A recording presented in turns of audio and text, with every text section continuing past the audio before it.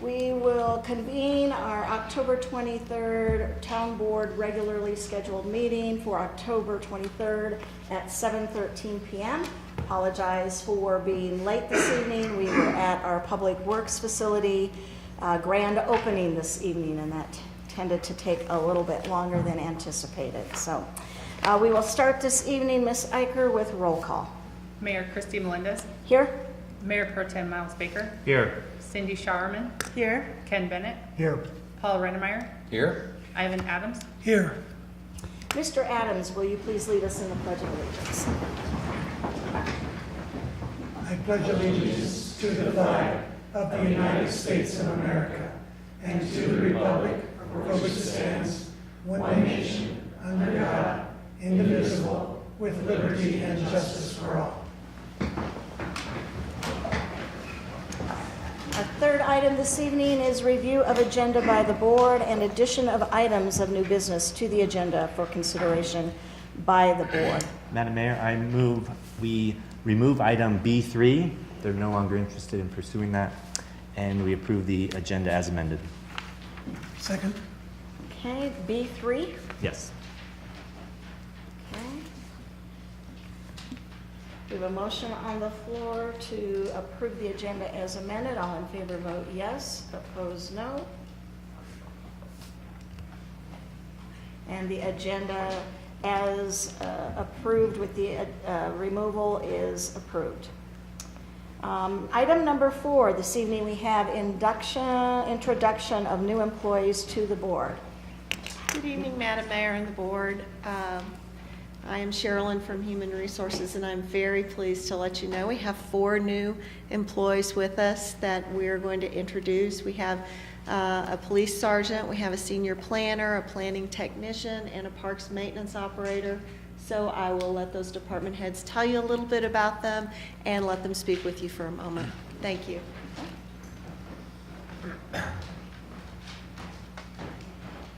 Good evening, Mayor and Board. It gives me great pleasure to introduce to you Ian Hurt. He is our new park maintenance operator. He was born in St. Louis and came to Colorado in 2014, where he earned his Bachelor's of Science in Parks and Recreation in Northern Colorado. Worked a couple of years for Parks and Wildlife, doing what seems to me to be like a dream job, working with black bears. Also worked for the city of Greeley. Started with us this spring after graduating as a seasonal, and was hired on full-time this past August. He enjoys fly fishing, working and doing things outside, and also plays banjo in a bluegrass band. So I wanted to welcome Ian and introduce him to you.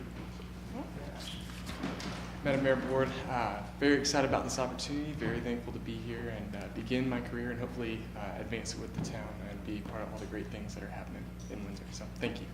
Thank you. Welcome.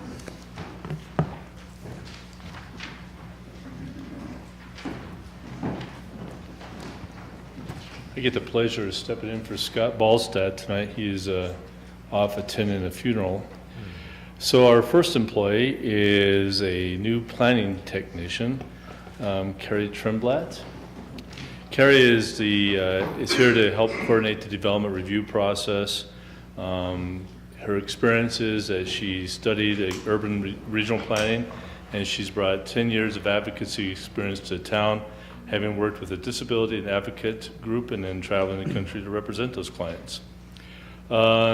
She says that she makes her aware of the implications of building an environment that has a community sustainable in health and economic stability. To develop this further, she went back and got her master's in urban regional planning. So with that, I turn it over to Carrie. Good evening, Mayor and Board. I'm so excited to start my career in planning at the town of Windsor, and I hope to help with the efforts here in developing a sustainable, healthy community for Windsor. Thank you, Carrie. Next is Melissa Berry. Melissa is our new senior planner. So get to see her regularly because she will be in front of you quite regularly doing land use projects. She's got a diverse background as a planner in both public and private sectors. Most recently, she worked for the town of Jamestown following the 2013 floods, working on flood recovery and other planning efforts as part of a DOLA grant. Also, she was working with the city of Longmont, and a couple days before she started, an old colleague of mine who we started together back in the 80s in Commerce City, and he was a planning person in Commerce City when I was an intern. Brad Skoll is now former planning director of Longmont, but now he's assistant to the city manager, I believe. Called and said, "You're getting a good one," on Melissa's behalf, because she was also helping Longmont with some projects. So with that, Melissa Barrett.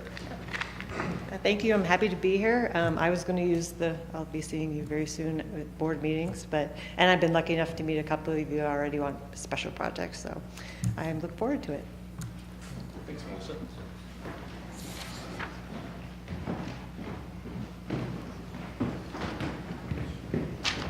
Good evening. I'd like to introduce Sergeant Brian Smith.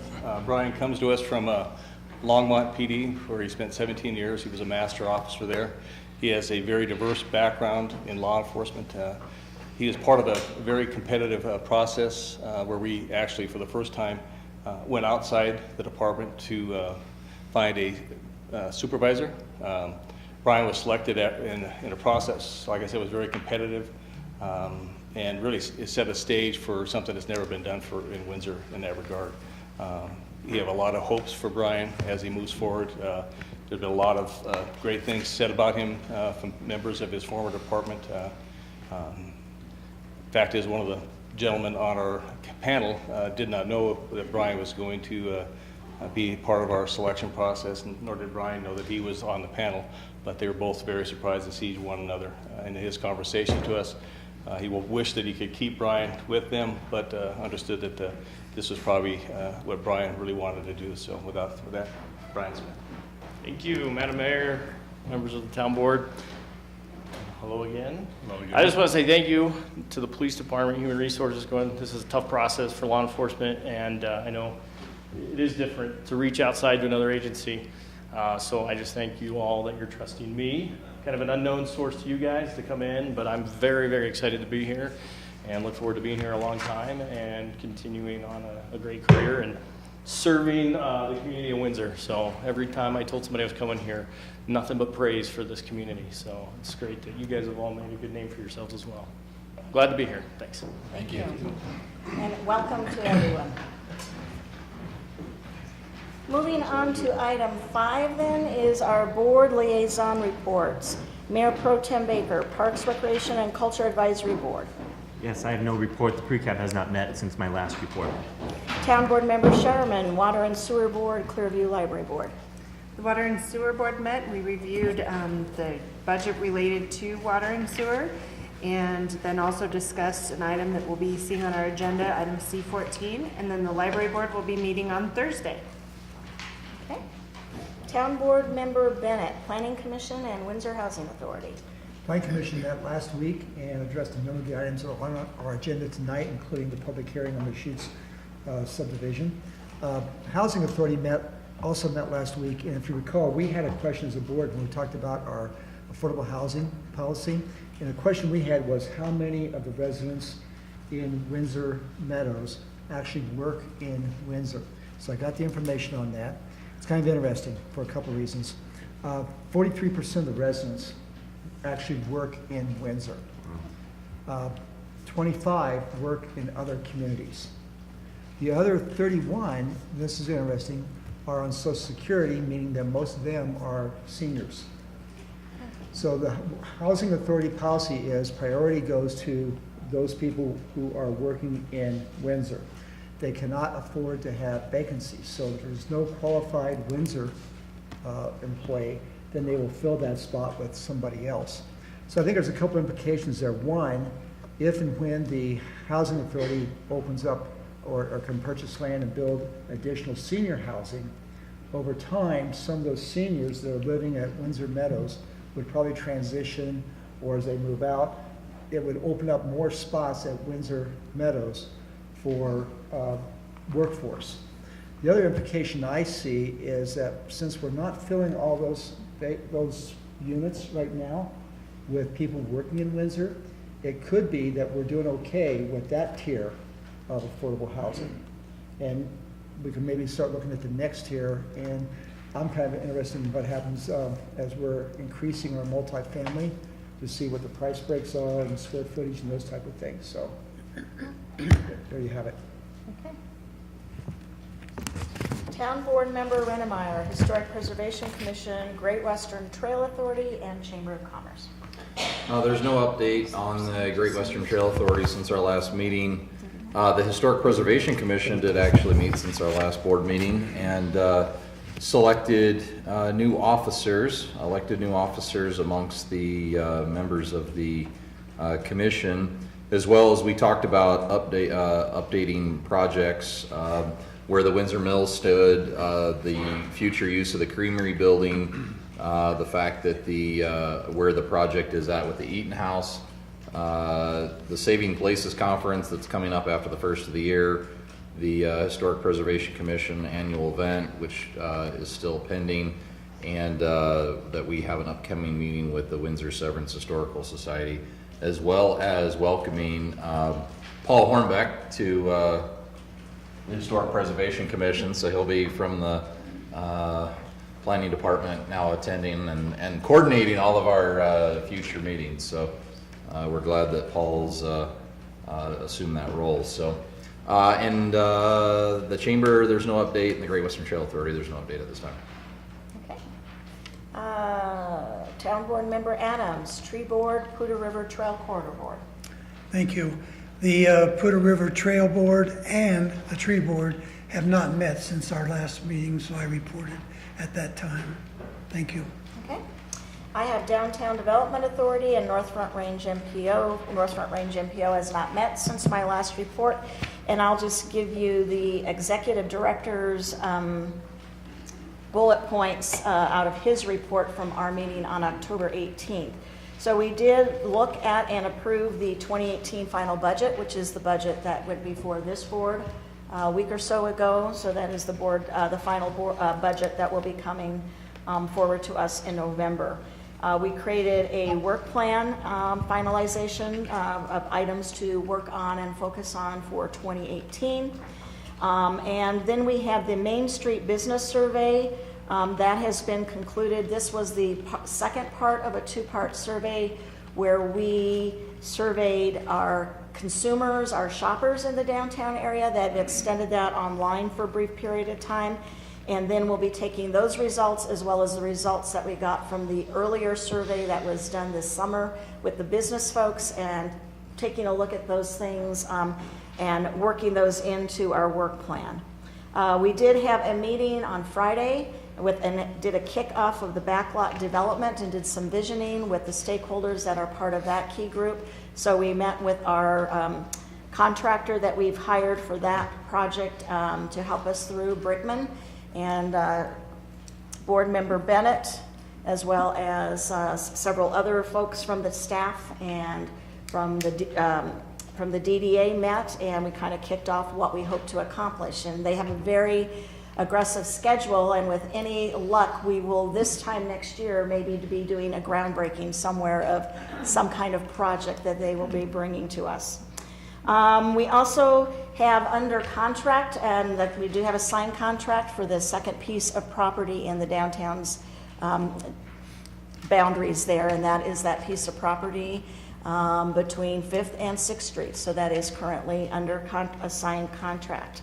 As part of that, we are looking at an EPA grant administration to conclude that study and survey that needs to be there. And then we are gearing up because we will be doing a Small Business Saturday on November 25th event, followed by Windsor Wonderland that is happening on November the 2nd. So that concludes my reports for this evening. Moving on to item 8 is our public invited to be heard. This is for individuals wishing to participate and to be heard on a non-agenda item. When I state your name, please come up to the podium and state your name and address, and then you will be given 3 minutes to speak to the board on whatever item it is that you wish to speak to us this evening. We have one person this evening. Cannot really read the first name, but it looks like maybe Mayor, huh? About Mark Mark Johnson, okay. Your podium has their wiggles. Okay. Mark Johnson, please come forward. It actually looked like Mayor Johnson. Well, you know. So I thought, I'm Best Way Concrete, and I'm item 15 this evening, and I'm here at the leisure of the board to answer questions. Scott's memo pretty well describes what's happened to this point, but I thought it might be advantageous that I could answer questions for you, and certainly Kelly and Ian both know as well, but I'm here at your leisure. okay, thank you. Is there anybody else this evening who wished to come before the board to speak during the public invited to be heard? Okay, seeing none, we will move on to our item B this evening, which is the consent calendar.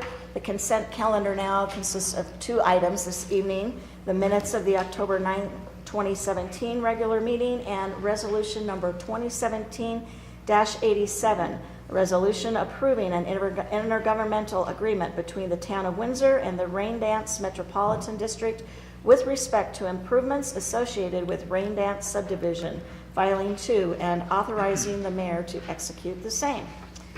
Is there any questions or comments concerning the consent calendar? If not, I would seek a motion. Madam Mayor, I move to approve the consent calendar as presented. Second.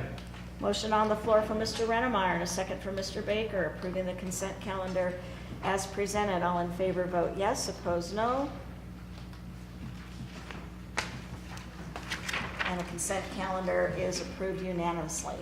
Moving on to item C, board action. Our first item this evening is ordinance number 2017-1546. An ordinance of the Town Board of the Town of Windsor, Colorado, approving the First Amendment to the amended and restated service plan for Windsor Highlands Metropolitan Districts numbers 1 through 11, and authorizing the execution of an intergovernmental agreement between the town and the districts. This is second reading. It is legislative action. It will take a supermajority for adoption. Mr. McCarter.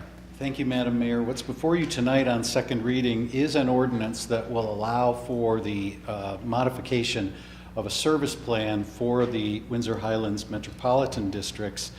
The basic purpose behind the amendment is to allow for future expansion into some area that is on the west side of Fairgrounds Avenue, a little north and mostly south of Larimer County Road 30.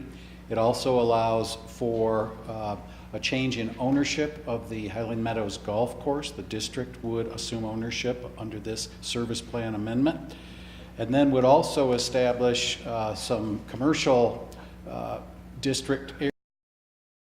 Mr. O'Leary is describe the details of this for you. I will tell you that the ordinance that's before you tonight has undergone no amendment since you approved it on first reading. And at the conclusion of Mr. O'Leary's presentation, I recommend that you take public comment. Thank you.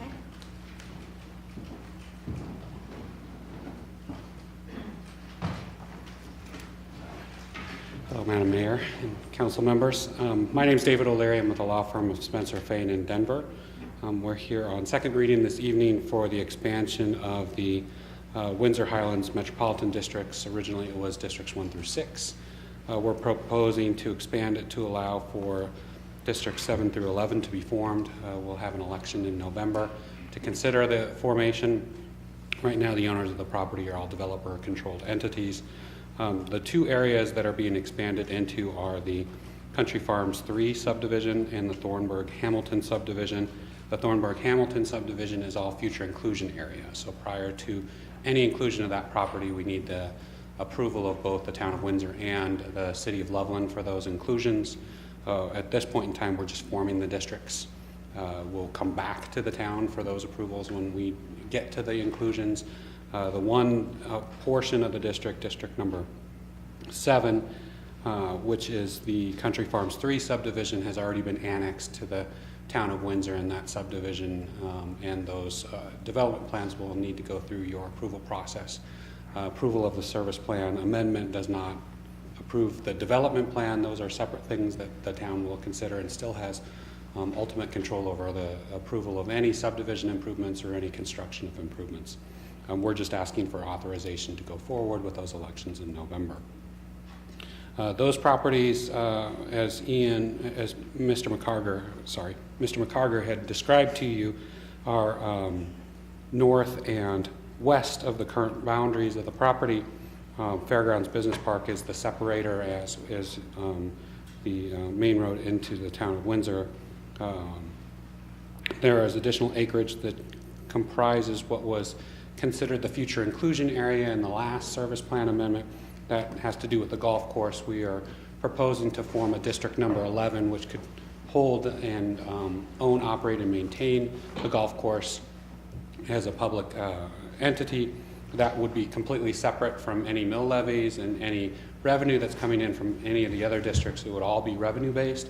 So the golf course does have to stand on its own in its own district. It has to survive on its own without any contributions from the other districts.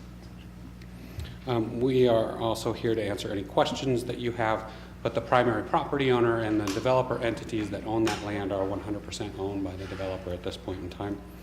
The ordinance that's in front of you that you approved on first reading, we do have to have some findings of fact that were submitted, that there's sufficient existing and projected need for continued organized service in the area to be served by the districts, that the existing service in the area to be served by the district is not adequate for present and projected needs without them.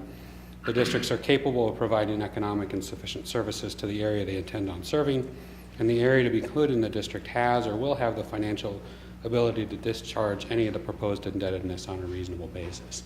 What we do in the organization and the elections is we ask for authorization. That does not mean that the debt will actually be issued. It just means that there's authorization for that capacity. The districts will be able to issue only that debt which could be feasibly defeased, which will be supported by a bond opinion and by a financial analysis of that as well.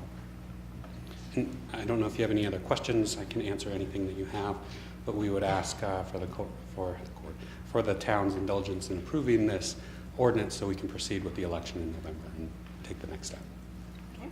Are there any questions, Mr. O'Leary, Mr. Baker? For the public's information, last meeting you mentioned there will be no impact to existing metro districts as far as their mill levy. Can you That is correct. reiterate that? So the existing districts are in districts, existing property owners are in districts 1 through 5. Their mill levies will not increase. The debt capacity in those districts will not increase. They will not see a change in services or a reduction in services. They will not see any additional fees that are imposed based on this. The expansion in the new districts and the debt that's being proposed is only for that area which has not yet been developed. So any of the mill levies or assessments that are related to those areas will be isolated to those areas alone. The existing property owners should not see a change in services, mill levies, fees, or any of those kinds of things. And the only way the mill levy could go up is if they voted on it. We'd have to vote on it, yes. And we know how that will go. No, and we've capped the mill levy. The mill levy at that point in time when we approved the amendment in 2009 is capped at 39 mills. The new districts, pursuant to the new model service plan, allows it to go to 39 mills combined for debt and operations. It is capped at 34 mills for debt, and you can add an additional 5 mills for operations. Thank you. Any additional questions? The term of the service plan is 30 years? Typically, debt is issued on a 30-year basis. So the term, when you say the term of the service plan, the existence of the districts can go on as long as there's a need and it's permitted by the town. In this instance, since there will be, for instance, the golf course district in District 11, it could potentially have an existence that's longer than 30 years if it's permitted by the town. So if there's operation needs, it will continue to exist.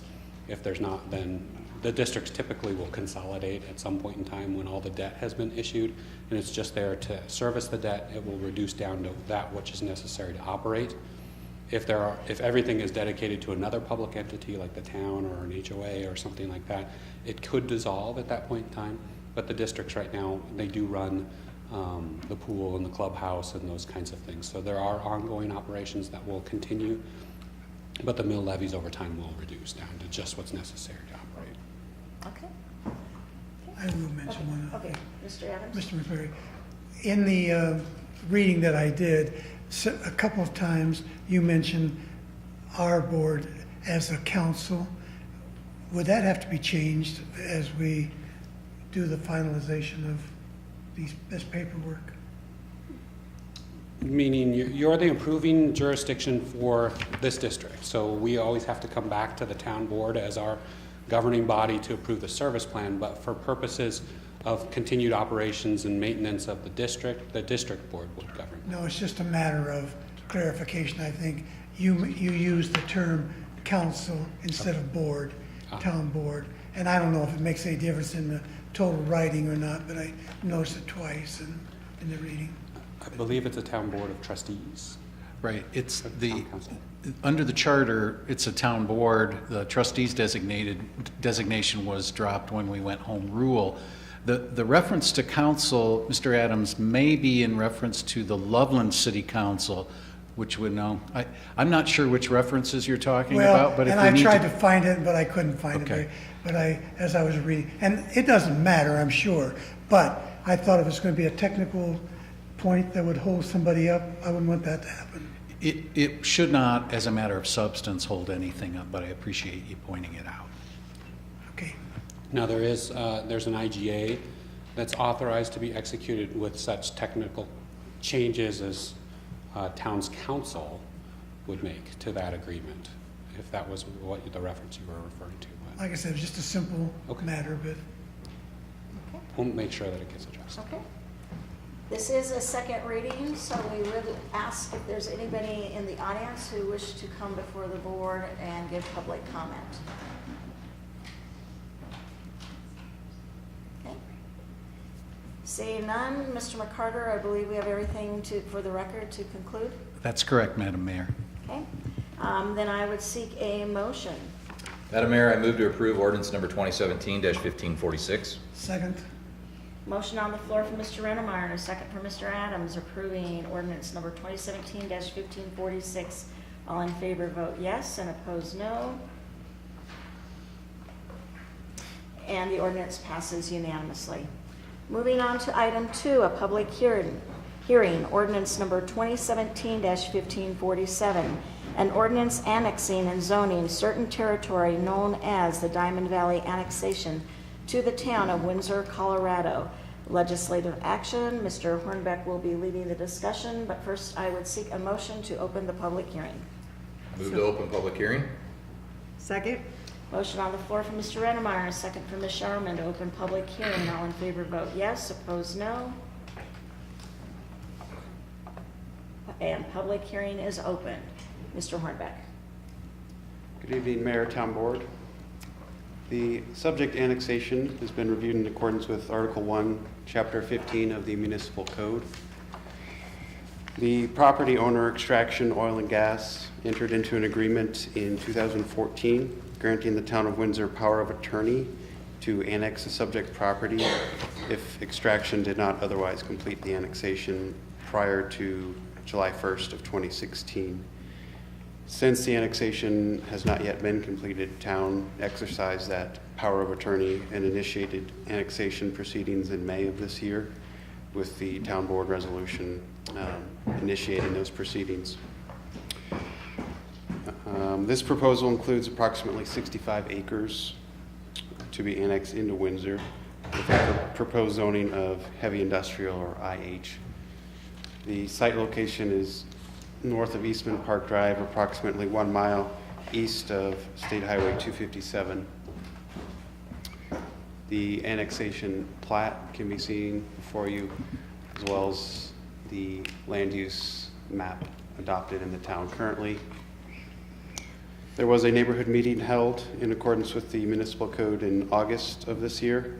There was one neighbor in attendance, and there were no issues pertaining to the annexation of the property that were raised at that meeting. The notification area was sent in accordance with the map shown. And the recommendation at their October 18th meeting, the Planning Commission forwarded a recommendation of approval of town board of the annexation. The resolution number 2017-82 was also prepared in accordance with Colorado revised statutes which requires town board to take certain action on the annexation ordinance regarding its resolution making certain findings of fact and conclusions concerning the Diamond Valley annexation to the town of Windsor. The proposal is in conformance with the comprehensive plan as well as Vision 2025. And staff requests the following be entered into the record: the application and supplemental materials, the staff memo and supporting documents, all testimony presented during the public hearing, as well as the recommendation. Also would like to note that a representative from Extraction is present tonight should there be any questions for him. With that, that's all I have. Okay. Are there any questions for Mr. Hornbeck? Okay. Is there anybody in the audience this evening who wish to speak during the public hearing portion? Okay. Seeing none, then I would seek a motion to close public hearing. Madam Mayor, I move that we close the public hearing. Second? Motion on the floor from Mr. Bennett and a second from Mr. Rennemeyer to close public hearing. All in favor vote yes, opposed no. Public hearing is closed. Moving on to item 3, resolution number 2017-82, making certain findings and conclusions of law pursuant to section 31-12-110 Colorado Revised Statutes concerning the Diamond Valley annexation to the town of Windsor, Colorado. Again, legislative action. And Mr. Hornbeck, anything further? Nothing further. Okay. And we have everything we need. That's right, Madam Mayor. Just for the record, the resolution before you is a statutory prerequisite to adopting the ordinance that actually annexes the property. So these findings of fact were built into the statute some time ago to make certain that the state constitution was followed in annexations. So this is it's a formality, but it's an important formality, and it makes those findings based on the record that was presented a moment ago. So once you are finished with this resolution, then you can move on to the actual ordinance that has the effect of annexing the property. Okay. There's no further questions. I would seek a motion. Madam Mayor, I move to approve resolution number 2017-82. Second. Motion on the floor from Mr. Rennemeyer and a second from Mr. Bennett approving resolution number 2017-82. All in favor vote yes, opposed no. And the resolution passes unanimously. Moving on then to our item 4, ordinance number 2017-1547. An ordinance annexing and zoning certain territory known as the Diamond Valley annexation to the town of Windsor, Colorado. This is first reading and legislative action. Again, Mr. Hornbeck. Nothing further. Okay. Any questions from town board? And is the applicant agreeable to this annexation? Correct, and that was a part of the power of attorney in 2014. Since they didn't initiate the annexation, the town took that up to finalize that. Okay. Is there anything further we need to seek? No, Madam Mayor. Okay. Again, I would seek a motion. Madam Mayor, I would move that we approve ordinance number 2017-1547. Second. Motion on the floor from Mr. Adams and a second from Ms. Showerman approving ordinance number 2017-1547. All in favor vote yes, opposed no. And the ordinance passes unanimously. Moving on to item 5, a public hearing for a final major subdivision. The Schutz subdivision, third filing, John Turner, Country Farms Holdings, LLC, the applicant. Jim Doyle, TB Group, is the applicant's representative. Quasi-judicial action, Mr. Hornbeck will give presentation, and I would seek a motion to open public hearing. Madam Mayor, I would move to open public hearing. Second. Motion on the floor from Mr. Rennemeyer and a second from Mr. Baker to open public hearing. All in favor vote yes, opposed no. And public hearing is now open. Mr. Hornbeck. Madam Mayor, for the record, I would like to point out that in my capacity as Town Board Liaison to the Planning Commission, I was present at the Planning Commission meeting during which this matter was previously presented. I wish to state that my participation in the Planning Commission proceedings has in no way influenced me in my capacity as a Town Board member this evening. I will make my decision and cast my vote this evening based solely on the evidence presented during this public hearing. Okay. Mr. Hornbeck. Thank you. This major subdivision has been reviewed in accordance with Article 4, Chapter 17 of the Municipal Code. The site is located northwest of the intersection of Fairgrounds Avenue and County Road 30. The plat encompasses approximately 19.4 acres. It is zoned residential mixed use, or RMU. The characteristics of the plat include 98 total units. 30 of those are single-family lots. There are 11 duplex or triplex units, and the remaining 57 units are townhomes, either in two-story, three buildings with 5 units, and 7 buildings with 6 units each. There are a number of tracks for drainage, open space, and utilities, and 3 small HOA or Metro District maintained park sites totaling a little over 1 acre. The HOA or the Metro District will be maintaining the internal roadway network. The plat itself, with the single-family homes being on the north portion of the property, which transition into the duplex and triplex units. Finally, the townhome units on more towards the corner of the intersection. The applicants did hold a neighborhood meeting in December of 2015, and there were approximately 15 neighbors in attendance, and notes from that meeting are enclosed in the packet materials. The subject application is consistent with the comprehensive plan, particularly the following goals and objectives. Chapter 5B, the growth framework, the goal which states maintain the character of the community while accommodating future growth that is fiscally and environmentally responsible. And objective 1, prioritize new growth in areas currently served by town infrastructure and services.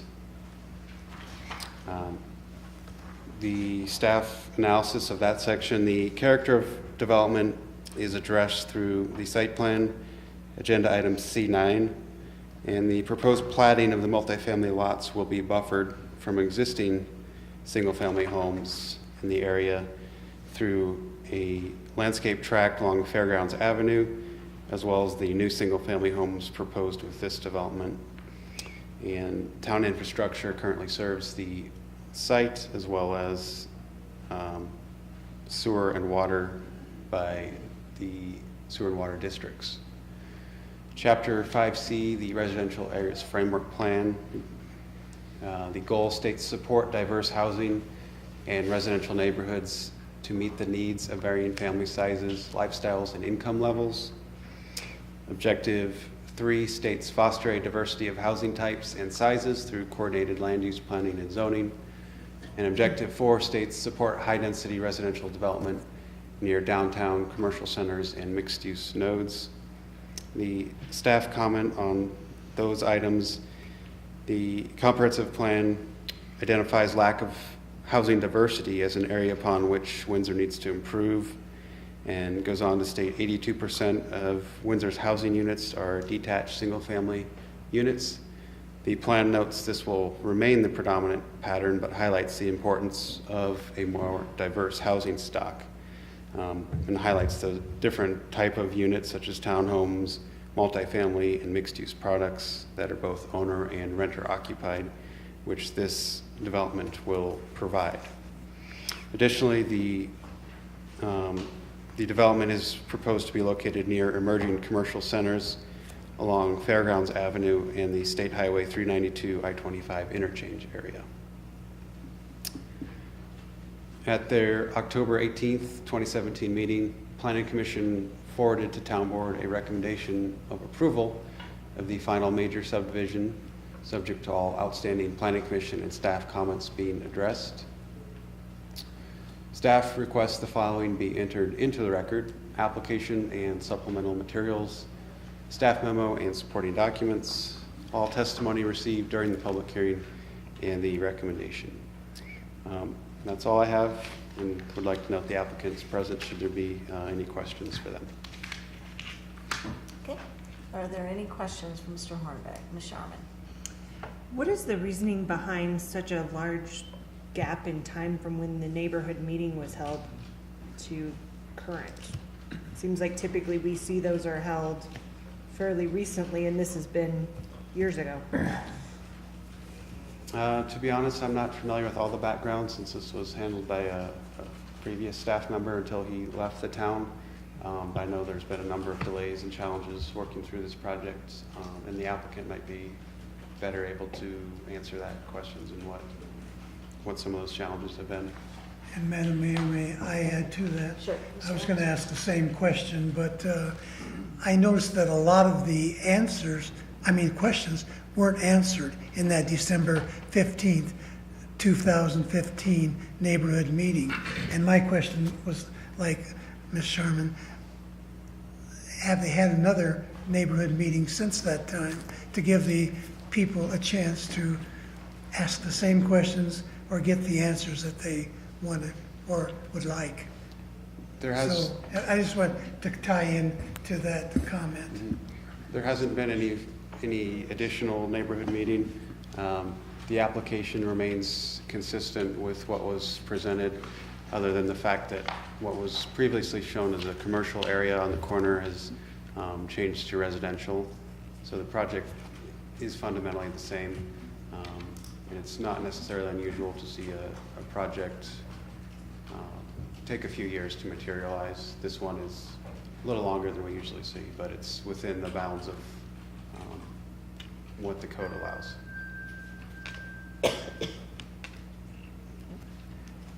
Mr. Bennett? Multi-family units, duplexes, triplex, townhomes, what's the approximate cost ranges for either lease or purchase? I'd defer that to the applicant to answer. Would the applicant like to come forward? Hello, Jason Sharp with Landmark Homes, 1170 West Ash Street.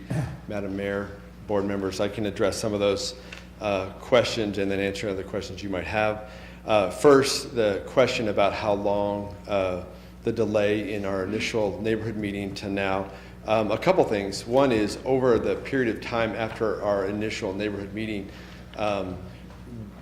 two things happened primarily. One is we changed the product mix in the project itself, partly because of what we were doing in Highland Meadows with some of our attached product, and also what then came to be what we were promoting at the Thornburg project, which is directly south of us with the new elementary school. So as we became to understand that project and that project evolved, we lessened the density on this particular project. So if you had the site plan in front of you, you would see some townhomes. Those were condos, which increased the density. So the layering went from condominiums to townhomes to the cottages, and so then we shifted that to single family to the duplex cottages to townhomes. So we lowered the overall density. So that process of understanding that and that evolving, partly because of the effects of addition of the Thornburg project and just the combination of all our projects that we were doing in that area,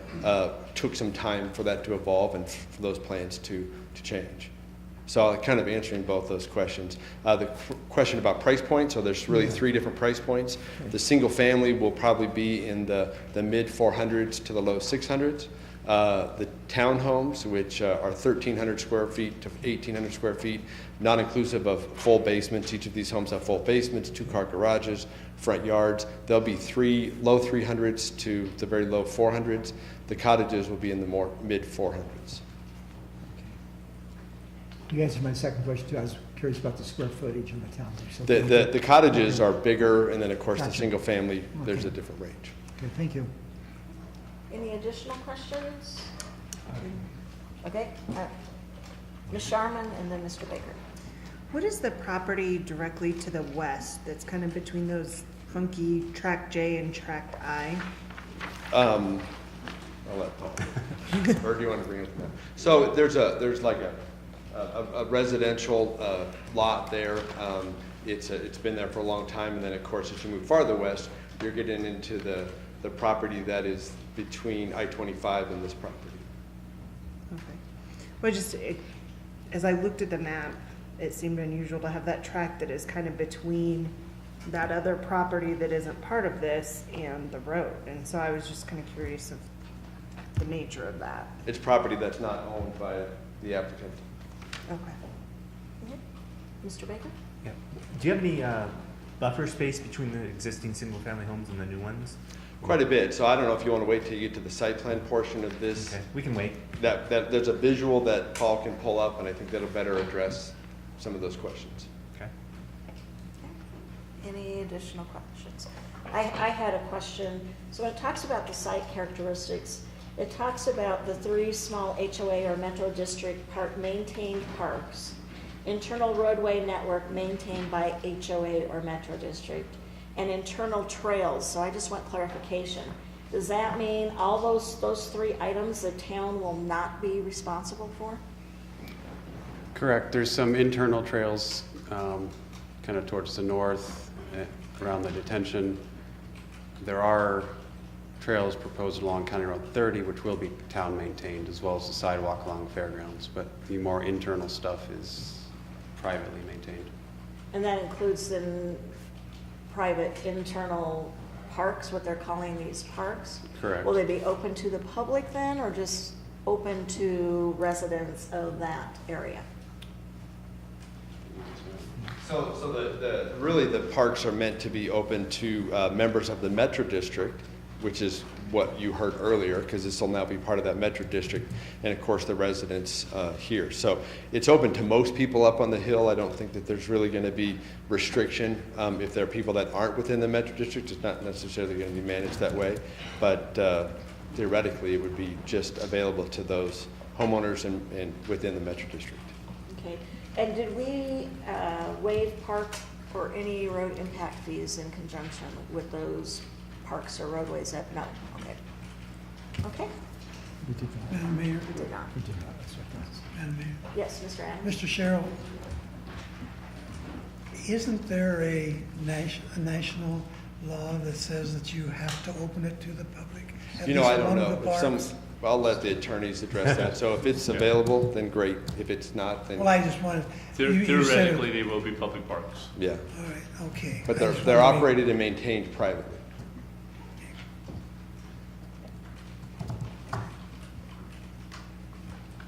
Okay.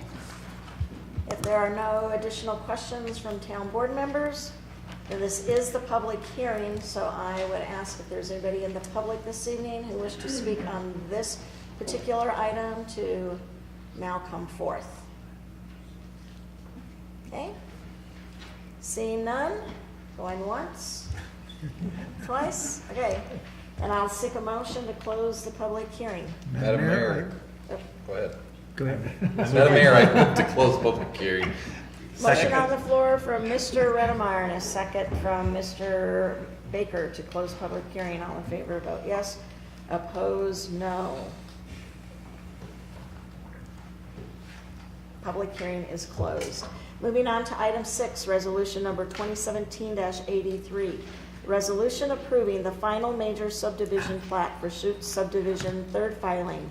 John Turner, Country Farms Holdings, LLC, the applicant. Jim Doyle, TV Group, the applicant's representative. This is quasi-judicial action. Mr. Hornbeck, anything further? Nothing further. Okay. Mr. McCarter, we have everything we need entered into the record? That's correct. Okay.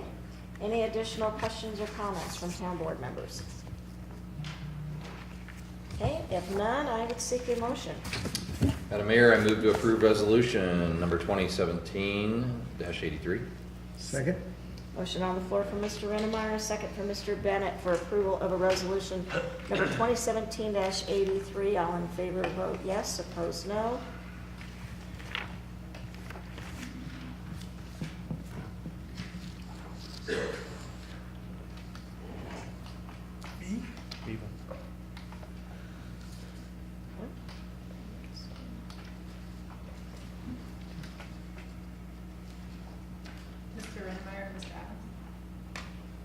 must have done mine too early. I did mine too. And the resolution passes unanimously. Moving on to item 7, resolution number 2017-84. A resolution approving the final site plan for the Chute subdivision, third filing site. Legislative action. Mr. Hornbeck. This final site plan is in conjunction with the previous subdivision, has been reviewed in accordance with Article 4, Chapter 17 of the Municipal Code. The site location as previously shown at the corner of County Road 30 and Fairgrounds Avenue.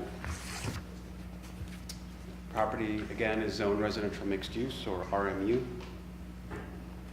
The 98 single-family units, or excuse me, the 98 units in total will also have 270 total parking spaces, along with the 3 small parks, the internal roadway network and trails, as well as off-site improvements to County Road 30, including a 10-foot trail and off-site sidewalk along Fairgrounds Avenue.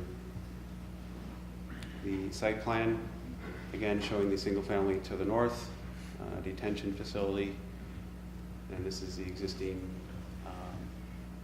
irrigation ditch that runs through the site. And there's a trail that connects up to the existing neighborhood that's built to here.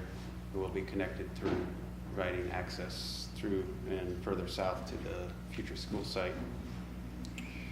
The landscape plan also shown before you, and the building characteristics. Duplex and triplex buildings include vertical board and batten siding, as well as horizontal lap siding as the predominant facade materials. There is also stone treatment along the base of buildings and covered decks and porches, 712 roof pitch, and attached 2-car garages for each unit. The townhome buildings feature stone, shingle, and horizontal lap siding as the predominant facade materials, as well as covered decks and porches, a 612 roof pitch, and attached 2-car garages. The subject application is in conformance with the comprehensive plan, particularly Chapter 5B, the growth framework, the goal and objective 1, and Chapter 5C, residential areas framework plan, the goal as well as objectives 3 and 4. The Planning Commission forwarded a recommendation of approval at their October 18th, 2017 meeting, subject to the final site plan, all outstanding comments by Planning Commission and staff being addressed. Staff requests the following be entered into the record: the application and supplemental materials, staff memo and supporting documents, and the recommendation. That's my presentation on this item. Okay. Any additional questions from Mr. Hornbeck? Mr. Arnold? So I have a question for the applicant when he gets done. Would you mind answering the question about the, so in this area, this ditch has been known to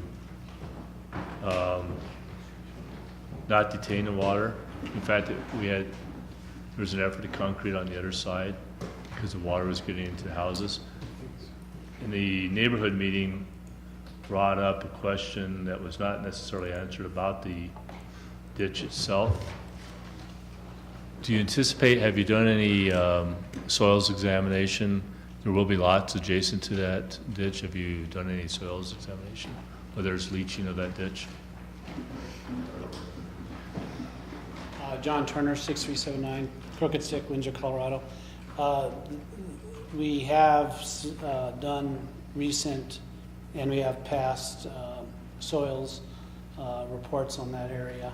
And town policy now needs a separation between groundwater and the basements.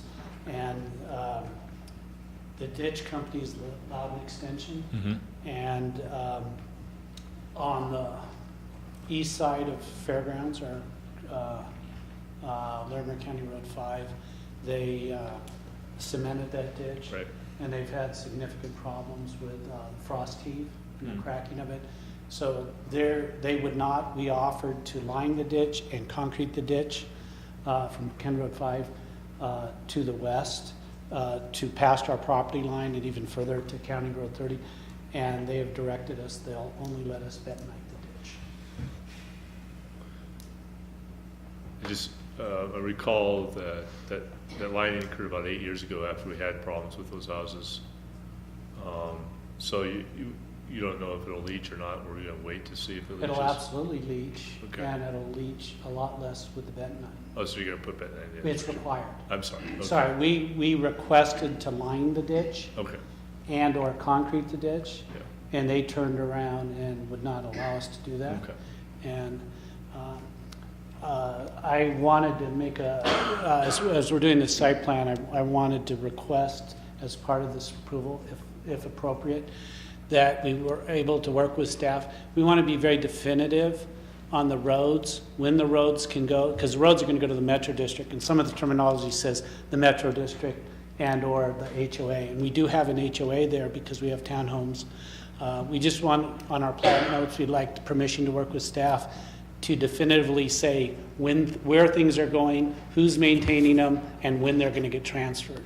So we would really like clarification on the plat and the site plan, if that's an appropriate request. So just for clarity. And there was another comment about the Metro, if the Metro District has it, it's open to the public. Just as a clarification. So without question. Did I answer your question? Okay? Yes, I didn't know Okay. you were offering to bentonite it. So that's a positive move, I think. Better. Any other questions? Any other questions? I have a question. What's the future neighborhood amenity or that on the east side of the property next to County Road 5? Still yet to be determined. With the addition of the overlay of the Metro District, it's going to afford us some more opportunities because the Metro District can take over maintenance of whatever it is that we might do. Certainly some kind of clubhouse feature, a gathering feature. What we're really yet to determine is what that outdoor amenity might be, if it is in fact a pool or if it's something else. So as I continue to have more discussions with John and the Metro District, will determine what's that right use. Because there's a combination of things that are now going to become available up and down Fairgrounds Avenue. And so we want to make sure that we're providing the right balance between this, Thornburg, and the rest of the things that in Highland Meadows. But it won't be commercial or no. Something like that. Okay. Thank you. Mm-hmm. Any other questions?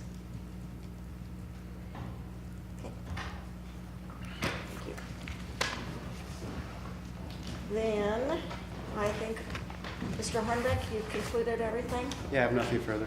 Okay. We have everything that we need for the record on this one as well? It would appear. Okay, then I would seek a motion. Madam Mayor, I move to approve resolution number 2017-84. Second? Motion on the floor from Mr. Rennemeyer and a second from Mr. Bennett, approving resolution number 2017-84. All in favor, vote yes. Opposed, no. The resolution passes unanimously. Item 8 is a site plan presentation for Water Valley South Subdivision 24th Lot 1, Justin Donahue, New Liberty Storage LLC, the applicant. Sam Coots, Ripley Design Inc. is the applicant's representative. And Mr. Hornbeck? Thank you, Madam Mayor, Town Board. This qualified commercial site plan has been reviewed in accordance with Article 9, Chapter 17 of the Municipal Code. The site is located in the general vicinity of Crossroads Boulevard and State Highway 257. It's located north of Rancho Drive in the Water Valley South Subdivision 24th filing. The site is currently zoned limited industrial and is surrounded by limited industrial to the east with residential mixed use on the other three sides of the property. The overall development characteristics include a total lot area of 7.5 acres, total building coverage of approximately 83,000 square feet, and approximately 30% landscaped area. And the landscaped area is largely concentrated along Rancho Drive to buffer the homes to the south and along the north-south private drive adjacent to the Timberline Church. The building elevations show the office facility on this slide, as well as the storage units and their exterior elevations. The current presentation is intended for town board's information. Should the board have any comments or concerns, please pass those on to staff during this presentation so they can be addressed during the review. The administrative review has occurred and has revealed two issues staff would like to be sure town board is aware of: the proposed architecture of the mini storage units, as well as the visibility of storage units from nearby residential homes. So these are images of the existing neighborhood, and this is looking down onto the site. There is significant topography, and this other image is looking up from the site to the neighborhood, showing just that drop off. And the visibility of the storage facility would largely be from residents' backyards, not as much from the homes or from the streets, even it'd be more from backyards. And the applicant also prepared some site renderings to demonstrate the view of the units. There are a number of renderings that were provided. I included two that did not show mature trees, with the intent of simply showing earlier stages prior to trees maturing and possible visibility of the units. The property was rezoned from residential mixed use to limited industrial in March of this year in order to allow for the mini storage use on the site. There were various images of innovative mini storage projects across the country that were shown with that presentation. The architecture proposed at this time is consistent with other mini storage units recently built throughout Windsor. But given the proximity of the nearby homes, as well as the images shared at that rezoning, staff simply wants town board to be aware of the architecture should the board have any concerns. The visibility is also an issue with the topography of the adjacent neighborhood. There is a screen wall proposed along with landscaping along the southern boundary. So along Rancho Drive, there will be a screen wall and landscaping to provide some screening of the use. The project is in conformance with the comprehensive plan. And again, there's no recommendation or action on this item, and that's all I have for this presentation. Okay. Are there any questions, Mr. Horvath, Mr. Baker? Yeah, I don't know if it's a question for you, the applicant, or just me venting, but I do recall back in February when we discussed this rezoning, the applicant told us it would be one of the nicest mini storage facilities in the region, creative ways to address the front entrance, and extensive privacy screening. I don't know if you believe that to be happening, or if that puts you on the spot, just you can say that, but maybe the applicant would like to address those issues. Yeah, we can allow the applicant, they I think have additional images they'd like to share, and I think as I stated in my presentation, it's consistent with other storage uses we've seen in Windsor. Yeah, and when we talked about rezoning, it was going to be more than consistent. So. Madam Mayor, Council, Justin Donahue with Water Valley, 1625 Up Next Point. So we did say that we were going to upgrade this facility to make it look a little better, and we feel like we did meet that intent. I have some pictures here I can show you. Go get to the next one, Paul. Scroll down. There we go. So we're trying to keep the look of the existing development that's within the area, which is Timberline Church. You see these gables that are protruding up and kind of look real nice. So we're trying to keep that architecture in line with what is already existing. So you see here that we're, multiple areas throughout the development have those nice looking gables and protruding it up. So we're also proposing this gabion wall. It's a different type of screening. these cages that hold nice rock, which we have throughout Water Valley, with this nice cedar-looking plank to kind of help screen it. And then we're dedicating this big southeast corner to landscape and buffer to help with the residents. We know it's a sensitive area right there, so we want to make that look real nice with heavy landscape. And instead of bringing buildings to that corner, we pushed them back and dedicated that to landscape. So we feel like we're meeting that intent for screening purposes. So here's a picture. This is obviously very mature trees. We want to do some evergreens that keep it year-round screening to help. Is that what that corner will look like that you just were mentioning? Correct. That is that corner on the southwest corner of Rancho Drive. And then here's another visual with looking down from the residential development, kind of with the mature trees that will be placed in throughout the development. So we're trying real hard to screen that from the residential side. We're actually exceeding the setback requirements for the landscape and buffer, pushing our units further into the site instead of putting them right on Rancho Drive. We're trying to keep that screening as much as possible. Justin? But in keeping with the existing architecture that's already there. May I just ask you to move a little bit to your right, and so that you're getting that microphone? Yes, sir. It's very hard to understand some of the things when you're, Do you need me particularly to when you're repeat looking anything? at. I'm sorry, I'm not deaf, but it's hard to hear. You got it, yes, sir. Huh? So will the cage rock and the wall, is that the full extent, the whole exterior of the property? Mainly along Rancho Drive. Okay. I don't know if I have a site plan that shows it, but from this corner all the way through here, all the way down through Rancho Drive is proposing that gabion wall, which is a unique wall. It's not, we really don't have that in Water Valley, so we want to incorporate something unique like that. Okay. And that access at Rancho Drive, is that a full entrance exit or is it exit only? It's going to be a secondary. The main entrance will be up here off of that other private drive by the office facility. Okay. Thank you. You're welcome. Anything else? Okay, Mr. Bennett. Yeah, I really appreciate the landscaping and the wall. These are ideas that you're thinking about. What's the process for actually making it happen? As of now, No, go ahead. Oh, sorry. As of now, we are incorporating these in all of our plans. So these are concepts that are moving forward to actually be built.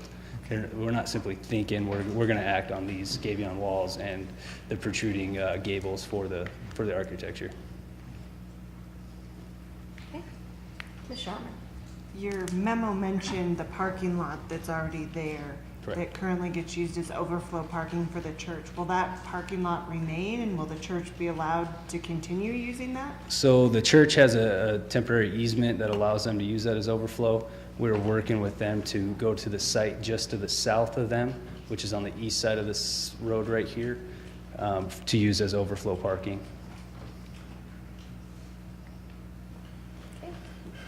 My question is for Mr. Hornbeck. It seems, just back in February, it seems like it was like a year ago, Mr. Lind was here and he was talking about this project in particular. And I'm trying to remember, was it at that time that, was this some kind of site presentation, or was that the one we were handling the rezone, or what? That was for the rezone. That was the rezone that we were talking? Preliminary site plan. I thought that we looked at elevations in the area he was talking about some time ago, what the exterior look was gonna be. No, we didn't have any exterior elevations. They were simply examples of different storage facilities around that we've seen. And has there been a neighborhood meeting who's been presented with the site plan to date, and what were the comments?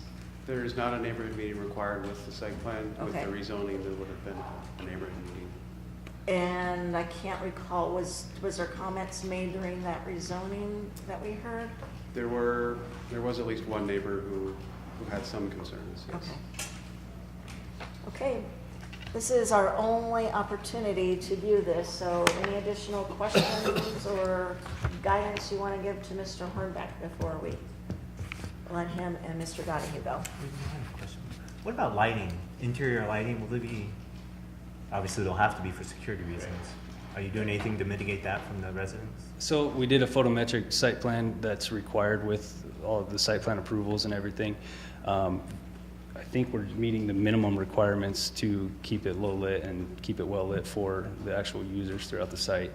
So we're meeting intent as far as town requirements. Okay. And I guess those mature trees will help the spill. Exactly. Thank you. Okay.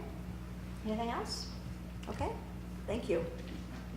Moving on to item 9, then, will be a site plan presentation for East Point subdivision, Lot 4. Ryan Hadler, Come and Go, the LLC applicant. Josh Aramelsky, Olson Associates, the applicant's representative. Staff presentation from Mr. Horvath. This site plan, again, reviewed in accordance with Section 9, Chapter 17 of the Municipal Code. The site is located southeast of 257 and Main Street, or 392, across from the Lakeview Cemetery. It is the former Champion Auto dealership location. The site is owned general commercial and is surrounded by other general commercial properties within the East Point subdivision. The East Point subdivision was approved earlier this year by Town Board. The overall development characteristics of this site plan include a total lot area of approximately 2.5 acres. Of that, about 38% will be landscaped. There will be a 6,200 square foot convenience store, 2 fuel canopies, 8 double-sided gas dispensers, and 3 diesel dispensers. The predominant building materials are split-face concrete masonry units, or CMU, as well as cement panel siding with a wood appearance. The site plan with 392 to the top, and then private drives providing access into the subdivision on 2 sides. And you may recall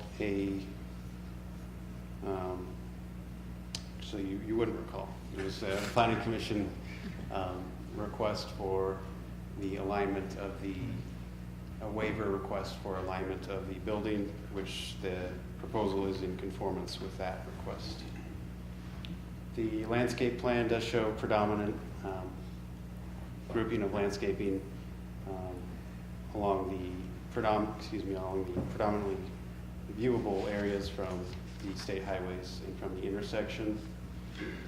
The proposal shows a building elevations, again with the concrete masonry units and the wood appearance of the siding. Again, this is a site plan presentation, and if the board has any comments, please address those to staff at this time. The proposal is in conformance with the comprehensive plan, as well as Vision 2025, and that's all I have on this item.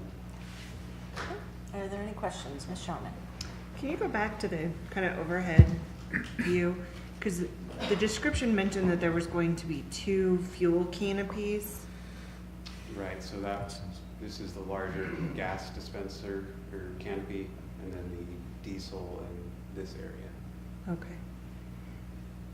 And then, I don't know if this is necessarily relevant, but since the description mentioned the number of fuel pumps, is this station, do you know, will they offer the E85 ethanol fuel? I'd have to defer that to the applicant if they're able to answer that. Okay. The other question I had for you is, I just want to confirm what we're seeing in kind of the top right. That's the right in, right out only from 392. Correct. But then through internal streets, someone will be able to access from the gas station to the new roundabout going in to access 257? Is that Correct. So this private drive provides access to the roundabout. Yeah. What's that? Do you know what that is? Is that their sign, maybe? Maybe a sign. Oh, Good evening, Mayor, board members. Josh Aramosby, Olson Associates, 1880 Fall River Drive, that's in Loveland. Civil engineer with Come and Go. I'm the applicant's representative tonight. Come and Go couldn't be here in person. To answer your question, yes, this will have E85 under the main fueling canopy. All the typical products, premium, unleaded, the mid-grade, the E85, and diesel will be offered under the main canopy. The secondary canopy is for over-the-road diesel, the larger trucks. Thank you for that. We don't have a drawing of what the canopies are going to look like, do we?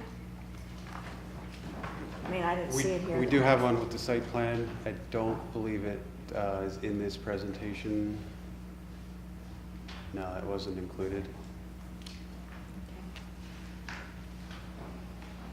Any other questions? Go to the landscape in that top right-hand corner, I mean left-hand corner, that's a sign. Is that a sign, that 15 by 15. that weird looking shape So up I do there? have a hard copy of the canopy I can pass around. Yeah, that would be great.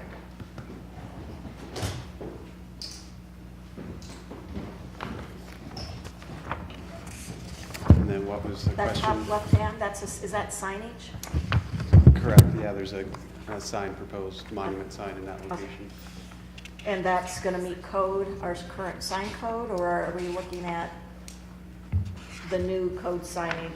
I just wanna make sure that we're not accommodating something that's gonna be obsolete when we get to our new sign code. It complies, it would have to comply with the current sign code, and I don't. And it'll be grandfathered in if there would be a change? If there were any changes, correct. Okay. And just to verify, our current sign code is the illuminated kind, or the kind that can be changed, like gas prices and stuff. I know that was the talk, at the 7-Eleven at 7th and Main? Correct. I'm clarifying what is the sign code, I guess, is I'm following up on her. Right, in terms of electronic messages, the town does allow those in this corridor. I believe it would be allowed. There is restrictions on how often the message can change. Okay. But the electronic ones are allowed, that's what I've. Correct. Anything else? Okay. Thank you. Moving on then to item 10 is resolution number 2017-85. Resolution approving an agreement for improvements to Crossroads Boulevard between 7th Street and Well County Road 15 and authorizing the town manager to execute the same. This is legislative action. Mr. Arnold will give presentation. Madam Mayor, Town Board, I'm in front of you to review and then recommend adopting a resolution contract to reimburse for Crossroads Boulevard extension. In your packet, you have a memo that outlines the process of how we got here today. It came about when the project closing Crossroads was being finalized. And if you see the map in front of you, that is this section here that's being built with the roundabout. And essentially Crossroads is closed from County Road 13 to County Road 15 currently. And as we looked at this, it made some sense, and you had just adopted your street master plan, that we contemplate if we could make this blue stretch 4 lanes and expand it per the master plan. And so we talked to the developer who was working on this, and they agreed that they would extend the contract for the existing contractor for this project to an extension of the project to allow for 4 lanes on Crossroads. Essentially would complete 4 lanes from the start of the red to the west, all the way through the completed section of the blue and to 17th Street or 7th Street to the east. We believe that this is substantial savings because you have a contractor completing the expansion project now, this fall. It was not bid competitively, but based upon them being on site, the pricing for this project has a significant reduction in mobilization charges. It also has a reduction in charges probably based upon 2017 prices. He's already indicated that he's been told that concrete and such will be going up 5 to 8% next year for prices. And it was just made sense that there's going to be less traffic control because much of that's already been mobilized also out here for the road closure. And so as we reviewed that, we decided it was time to go ahead and engage and make this contract with the developer So they would extend their contract with this contractor to complete the project from the blue line here, which is just west of County Road 15, down to essentially Pelican Farms Road, where that new section was just widened. We can do this if you agree. We would enter the agreement with the developer, and then they would engage with the contractor, and then we would reimburse the developer upon completion of the project. We did have originally $600,000 estimate for this project. Then when we got out over the last week and walked it further, engineering thought it'd be best to mill the road down further because it was still some old asphalt, and so we're going to mill this project, which increased the pricing, and so now the not to exceed amount that we're recommending is $650,000. Today you received an amended contract with that language in there from your town attorney. We'd like to have you substitute that agreement with the previous one in the packet. Ian is here to answer any questions. If you agree to do that, we do have a balance of $2.9 million in the road impact fee fund, and we'd recommend that this project is funded through that. And we recommend that we get this accomplished tonight so the project can proceed and get it done over this next construction season, which is only about 30 days probably. So they are out there ready to go, ready to move if we affirmatively approve this. Mr. Attorney, would you like to add anything about the agreement? I just want clarification before you move on. This, if we approve this tonight, this would be completed in 30 days? Yes. Weather permitting, I'm guessing? Yes, it'll be done during this closure period. Okay.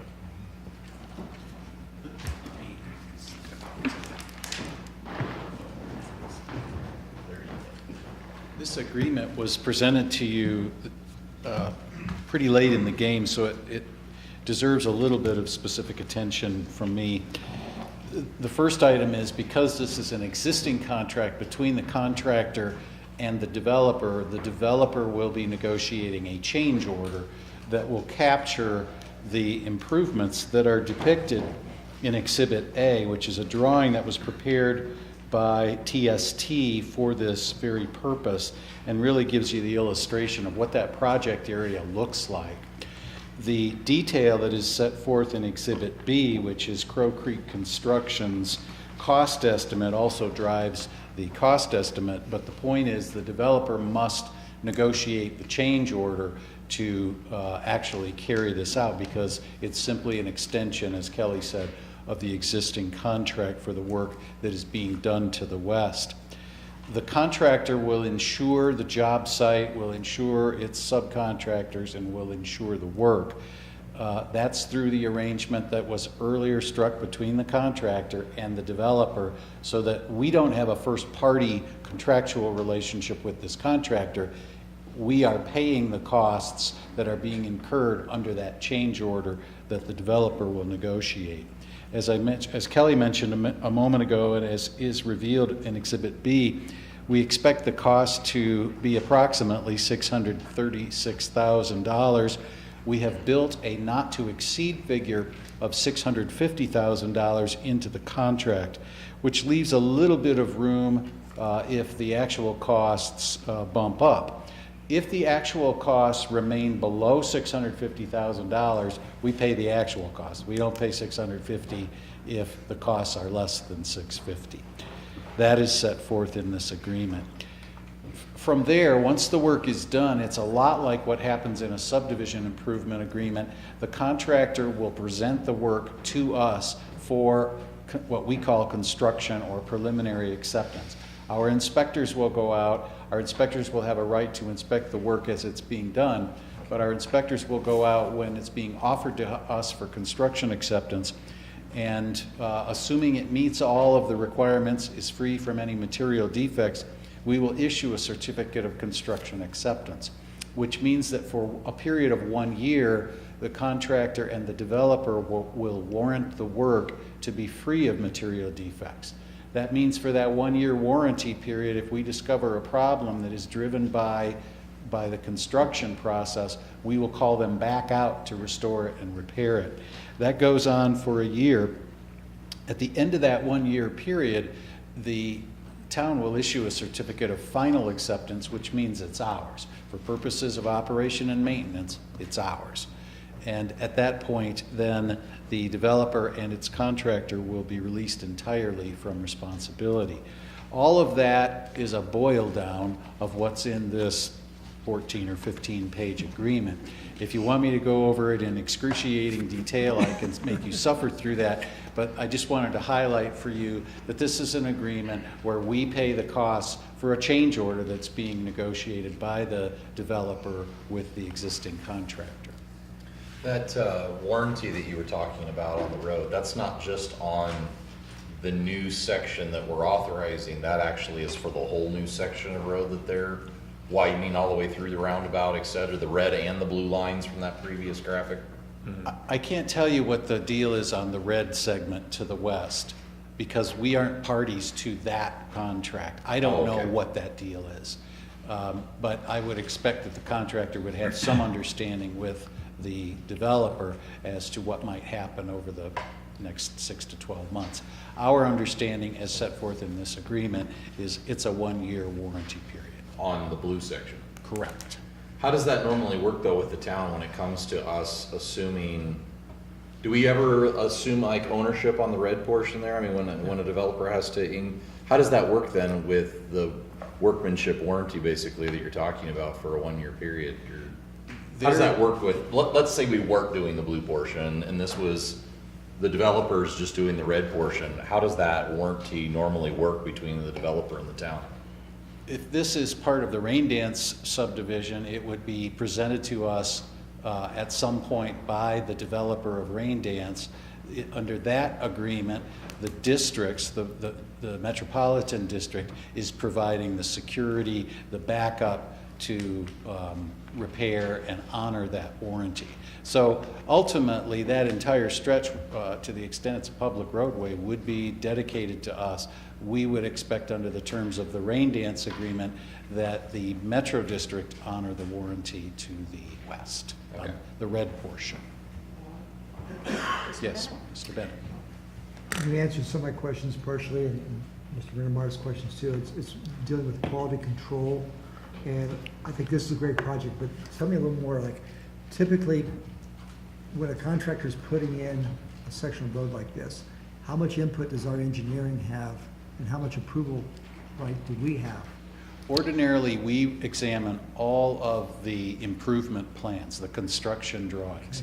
And so in a subdivision setting, we would approve those improvement plans down to the cubic foot, so to speak. So if engineering says it needs additional milling, as an example, we have the authority to say this needs to be done? If it's built into the plans going into it. Going into it. Right. And that is part of this project. So Right. it has been engineered.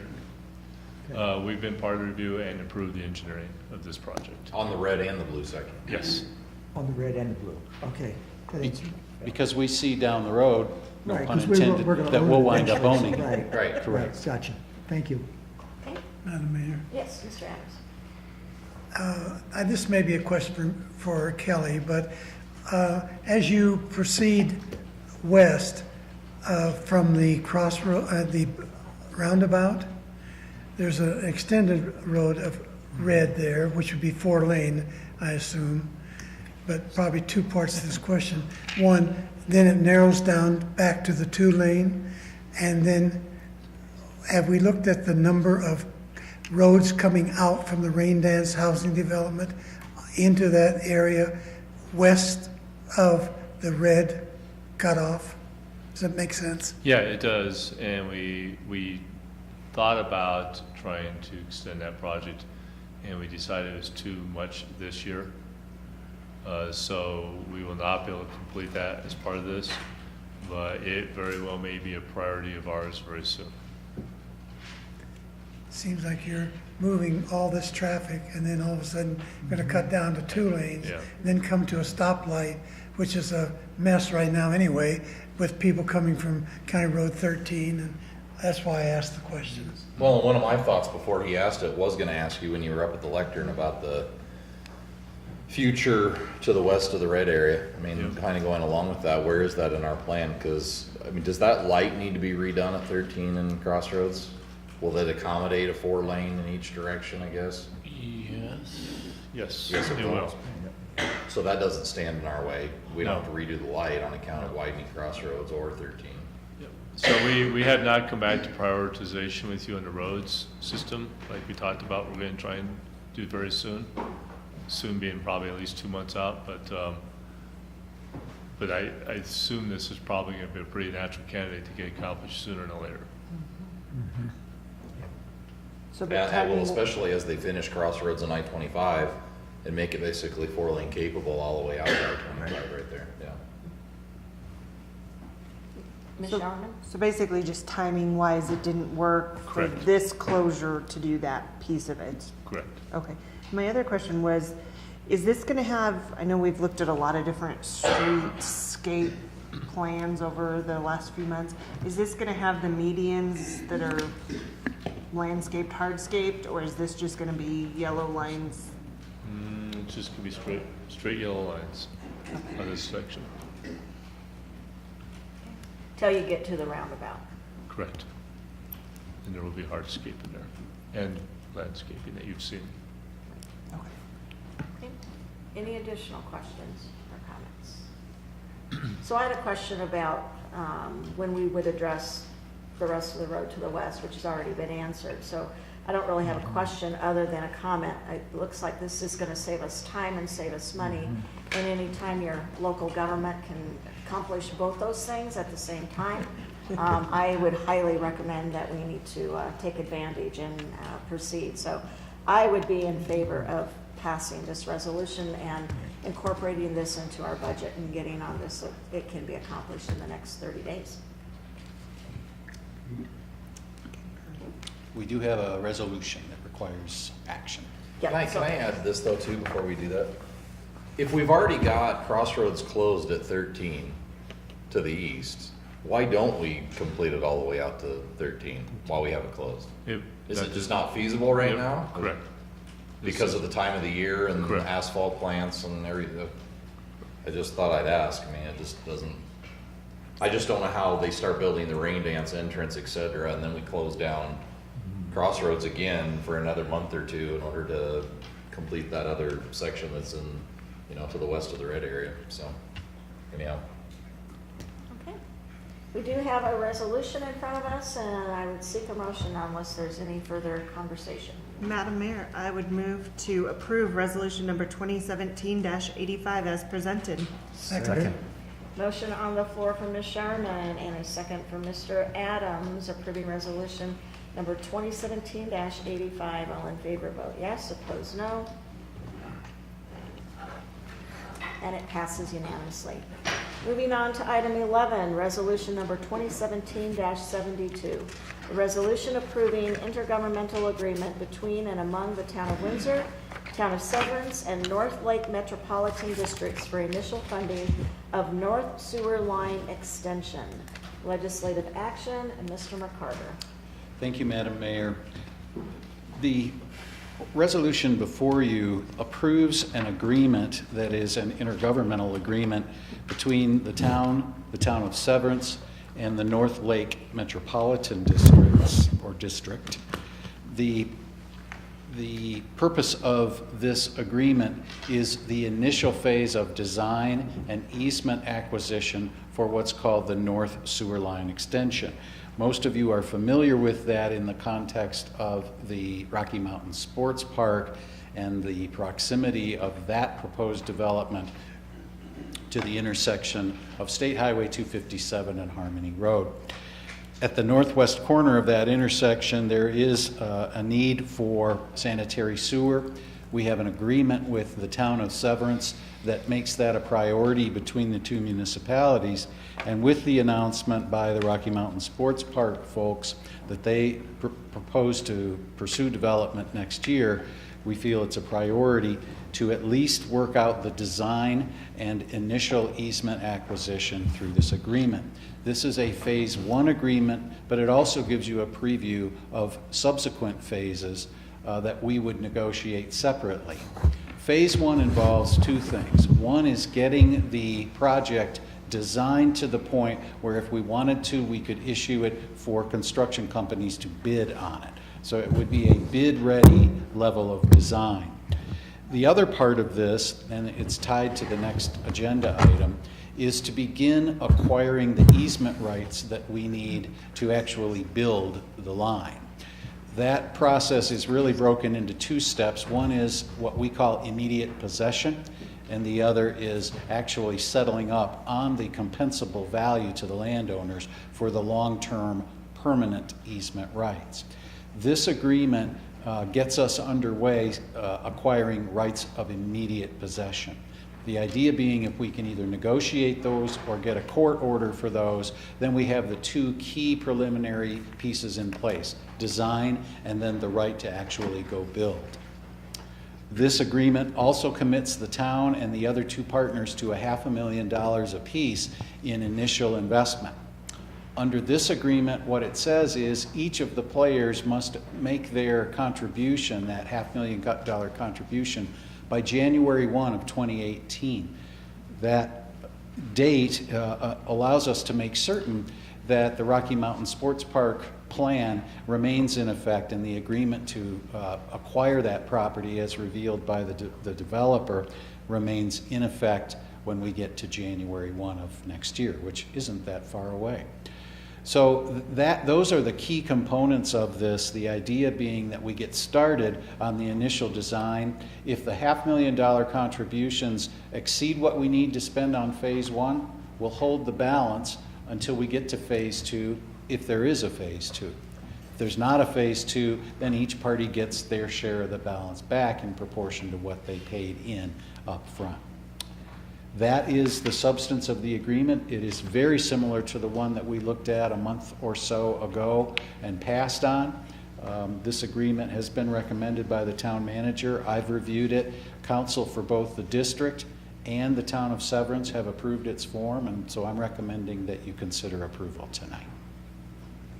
And Mr. McCarter, I would just like to make sure that we have entered into the record concerning this, that there were updates to the 2 attached agreements today, and those items reflect what the current agreement will be, which does call out specific to a sports and entertainment facility expected over the next 12 months, and speaks about the void if the buy-sell contract is terminated before that date, correct? That is correct. Those are the specific changes that were plugged in late last week. And again, I ran that by council for both the other participants, and they are in agreement with those changes. Other questions for Mr. McCarter, Mr. Reiner? Are those the only other changes that have been made since we postponed this? Other than the date of the agreement, yes.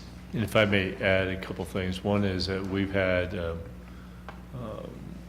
the opportunity to come to this conclusion reviewing some material from the Metro District and the contract of the sale. And so we've done that due diligence part. And if you approve it, then also Severance has this scheduled for their November 6th town board meeting to take action. Okay. Any additional questions? Mr. Baker? Yeah, what fund does this come out of? The water and sewer fund? Sewer fund? Yes. Okay. And how does that get replenished? Through development fees? Tap fees. Tap fees. So we'll, in theory, be collecting tap fees back from this development? Yes, and if the town of Severance, on the Severance side, wants to tap into the line, we have room in this agreement or in future agreements, future phases, to talk about what that looks like financially to Severance. Into the sewer line or the water line or sewer? Sewer line, that's correct. Any additional questions for Mr. McCarter? Okay. Seeing none, we do have a resolution on the floor. I would seek a motion. Madam Mayor, I move that we approve resolution number 2017-72. Second? Motion on the floor from Mr. Bennett and a second from Ms. Sharman approving resolution number 2017-72. All in favor vote yes, opposed no. And it passes unanimously. Moving on to item top 12, resolution number 2017-73.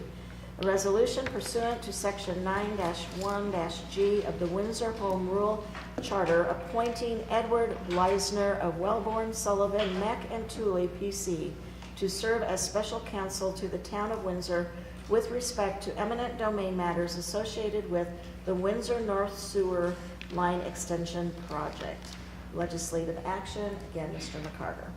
Thank you, Madam Mayor. That section of the charter authorizes you to appoint special counsel on the recommendation of the town manager or the town attorney.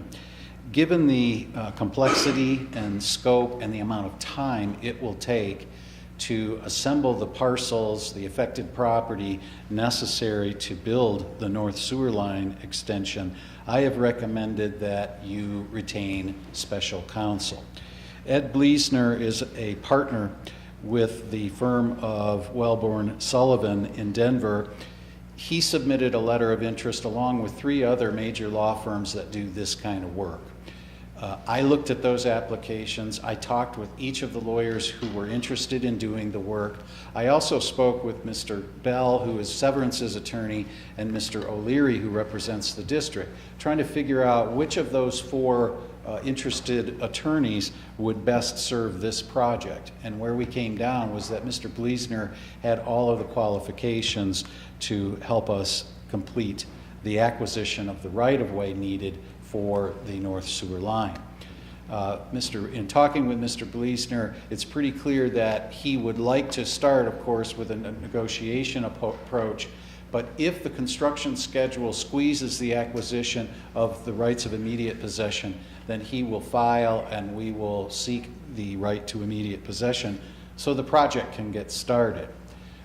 The actual determination of how much total compensation is due to each of the affected landowners can follow the construction of the project, and that's the way the statutes are set up.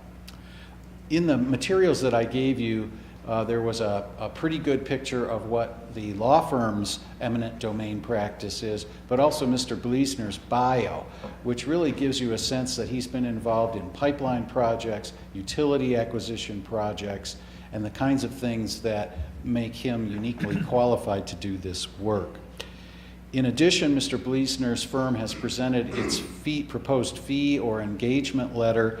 That's really what this resolution approves, is that formal relationship between attorney and client. And so with that, I would recommend that you approve the appointment, understanding that the terms of representation will be governed by that fee letter that's in your materials. Okay, Mr. Annemeyer. And you might have already mentioned this, and forgive me for asking again if you just did. Has Mr. Bleisner done other work for the town before? Ed Bleisner has not done other work for the town. Okay. And the cost to retain him as our counsel, how are those being shared by the other parties involved with the North Sewer? That's a really good question. I'm sorry I didn't cover that. So each party's going to pay in their $500,000 up front. Mr. Bleisner's fees are going to be paid out of that pool of $1.5 million. That's part of the estimate of what we thought we needed for phase 1. Okay.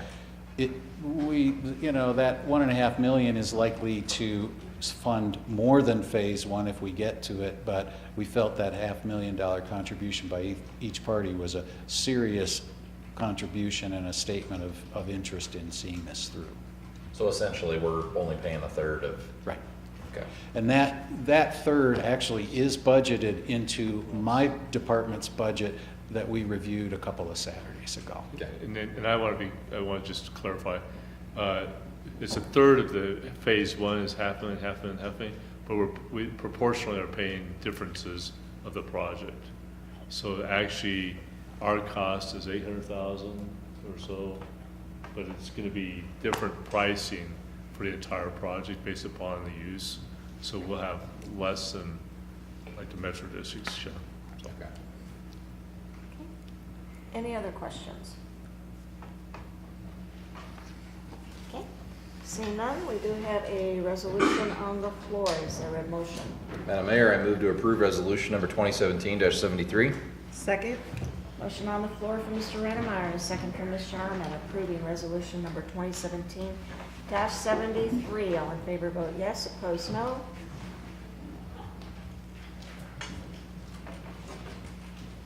And the resolution passes unanimously. Moving on to item 13, resolution number 2017-86. A resolution supporting Town of Windsor application for a local parks and outdoor recreation grant from the State Board of the Great Outdoors Colorado Trust Fund and the completion of Diamond Valley multipurpose fields. Legislative action, Mr. Lucas. Thank you, Mayor and Board. Before you tonight is a request for the board to approve an application for a GOCO grant. That grant is due on November 2nd. It would go towards the current phase of the Diamond Valley expansion. So back during budget discussions a few short weeks ago, you'd seen this plan where it shows entrance to Diamond Valley, improvements through the road all the way out to Eastman Park Drive, this multi-purpose field and a baseball field. And if you recall, the total project budget at that time was $4.3 million under the assumption that we could mix some neighborhood park funds with community park funds. And in the interim, prior to your October 7th budget retreat, we learned that we could not do that. So staff began working to reduce that $4.3 million down. And so what we've done is eliminate the baseball field at this time, which gets us down to $3.4 million. So what we're also have been kind of concurrently working over the last month is to prepare a GOCO grant application for $350,000 for specifically help in building this multi-purpose field, which, as you recall, that is the biggest demand that we face is in youth sports, lack of field space, overcrowding and safety that we are experiencing at Eastman Park, especially around soccer. And as I mentioned back at our budget retreat, there's a good chance that we may have to cap soccer programs beginning this next spring just based upon lack of field space.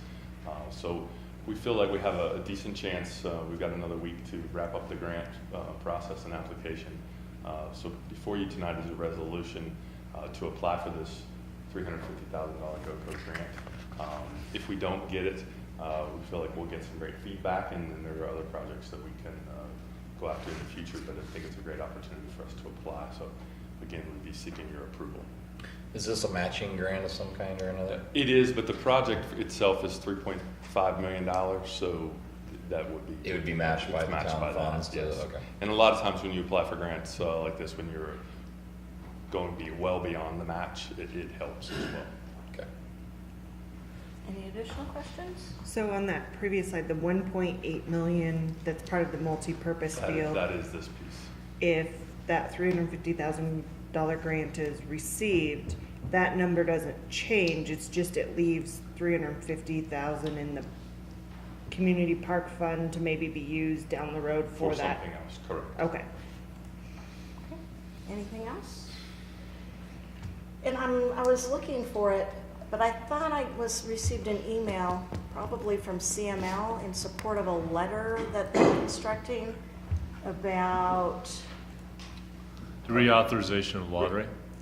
Yeah, so that's... So that probably, I mean, based on the fact that we want to use this, that probably is important. I can't find it right now, Right. but... We've received inquiries from a couple sources, and they would like us to take a position on reauthorization of lottery. I think the legislature is going to address that this session. Right. So we were going to bring that back to you sometime. Yeah, because I think we've used it a couple of times throughout the years. I think it's an important tool for us to be able to tap into. So I was going to say, yeah, we should probably. I mean, it looked like it was they needed letters from the mayor. So in conjunction with not only supporting this resolution this evening, but hopefully other future projects. Just didn't want that to fall into the dead zone of emails we get. Any additional questions from Mr. Lucas on this one? If not, I would seek a motion. Madam Mayor, I move to approve resolution. Oh, I'm sorry. Go ahead. Sorry, go ahead. I thought you were doing. Go ahead. Mr. Adams, please take the Are you taking it first? First, I would move that we approve Resolution 2017-86. Okay. Second? Okay, we have a motion on the floor from Mr. Adams and a second from Mr. Rennemeyer approving resolution number 2017-86. All in favor, vote yes. Opposed, no. And the resolution passes unanimously. Moving on to item 14, discussion regarding First Amendment to Intergovernmental Agreement dated January 4th, 1996, between the Town of Windsor and the City of Greeley for treated water services. Staff presentation from Mr. Wagner. Mr. Wagner. Thank you, Mayor and Town Board. This is about the 1996 Intergovernmental Agreement with Greeley to treat some of our water. They treat about 29% of our annual water usage. We would like to discuss with the board possible amendments to that IGA. Greeley currently treats 651 acre feet or 212 million gallons of water for Windsor. And according to the existing IGA, there is a factor in that that's used in, it's one of the parameters used in calculating our annual treatment costs. And it's called the peaking factor, and it's a ratio of the maximum day usage to the average day usage. Windsor typically tries to strive for a peaking factor of 2.6. So in other words, the max day, which of course is in the summertime, the usage on that day is 2.6 times what a typical average day over the entire year is as far as treatment. But in 2016, the factor was 4.3. And that's mainly due to a discrepancy in flow readings between Greeley's master meter and Windsor's meter at our control valve. As it turns out, Greeley's meter was the correct one. And the 4.3 peaking factor in 2016 means that would result in a 2018 water rate increase just because of that factor of 20%. That translates to about $150,000 overall for the year, with of course the possibility that in subsequent years that could carry into those other years unless their rate calculation were somehow to bring that down. And that might not be that feasible. So Windsor has talked to Greeley on several occasions, suggested an amendment to the IGA that would modify that peaking factor somewhat. And in other words, instead of affecting water rates, there would be a one-time peaking factor penalty. And so if we were to experience a peaking factor again in the future, over and above the typical 2.6, there would be a penalty fee. But it's a one-time fee. It doesn't carry over into rates. When we started talking about that amendment to the agreement, Greeley staff suggested that there were a couple of other things that they would like to discuss as far as amendments. Number two has to do with system development charge. And system development charge is basically like a plan investment fee. And in the existing agreement, you see in the memo, I've calculated it out. It gets fairly complicated, but in essence, the agreement says that if we want, for every acre foot of additional capacity we want from Greeley, we will pay their then existing residential plan investment fee, which right now is $10,800. So in other words, we get $10,000 for $10,800. We get 1 acre foot of treatment capacity. Greeley has indicated to us that they feel like that's a bit unfair because in Greeley, the average residential customer uses only 0.414 acre feet per year. And so if you divide that into 10,800, that's $26,087 per acre foot. Whereas we're getting 1 acre foot of capacity for 10,800. In Grady, their customers are paying 26,000 and some change. So they would like to discuss that. There's I think another factor that enters into their reasoning for wanting to discuss that is Windsor's planned investment fee right now for our residential customers is $9,400. So there's a discrepancy there. They've proposed that they take that $26,087 per acre foot, apply a 75% discount, for lack of a better word. In other words, $19,565 per acre foot capacity. And then the third thing that they propose for amendment has to do with the term of the IGA. The existing IGA runs for 25 years, which means it comes up in 2021. And then it'll automatically renew for successive 10 years unless terminated by either party. They would like to write into the agreement that either party has the right to terminate it with 7 years notice to the other party. We here, Windsor staff prefers 10 years. They've actually, originally they suggested something less than 7 years, but they've come up to 7. We would like to see them come up to 10. So those are the 3 items. I'd be happy to discuss them in more detail. Mr. Rennemeyer? This raises my hackles a little bit here. Maybe I'm out to lunch on this, but the way I'm reading this is going to lead to higher water rates for everybody in Windsor if I'm not. I mean, they want to, and I'm concerned about Windsor's position on this, especially the term of the IGA here where it says Greeley is interested in changing the wording so that either party could terminate the agreement with an established number of years written notice. How does it stand right now, that both parties have to agree to terminate, or this would allow, or they want to allow the IGA to allow them to just terminate it at their will without our consent with just a certain amount of years advance notice? I believe the way it's worded right now is it will run through 2021, and then it'll automatically renew unless one of the parties says we want to terminate it. Then going beyond that, what they're proposing is we go on into the future, but then in the future, either party can say with 7 years notice, we want to terminate this after 7 years. So let me help you let me go through that a little bit later, but let me go through the first 2. If managed properly, there should not be an increase to Town of Windsor.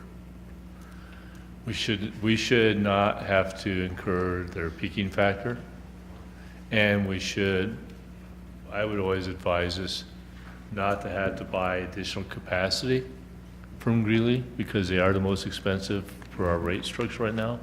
So if we at some point needed to buy more capacity, that's the rate. That's our option though. We don't have to. So we'd always go to a user or a provider, excuse me, that would be less expensive first, and that's Northwell, before we had to do this. So the goal is, quite frankly, to manage our operations so that we don't have to incur the peaking factor, and unless we felt like it was absolutely critical, buy additional capacity from Greeley anytime soon. The third, that penalty fee, 20%. Sorry, my stupid. That's all right. 20% to that year's water treatment cost. Yeah. Well, so you would treat that as not necessarily a rate. You probably just write a check out of your reserve. It's a one-time charge. It's a one-time charge. It's not a reoccurring forever charge. And that makes it much more fair from our perspective, because right now, Yeah, it'd be a one-time charge under the future agreement. Correct. The current agreement The- is, it adds on and to the Correct. charge, and Correct. that increases exponentially right. for And the they've remainder agreed, of the agreement. And my understanding is too, that both the peaking issues were internal human errors Mhm. on our part. Mhm. Yep. So I think that if we, whatever changes, because what we're really doing is actually doubling our fee. Even if it's a one-time, but it's going from 10,800 to 19,565, which is system- almost the double system as fell, kind of our yes. penalty.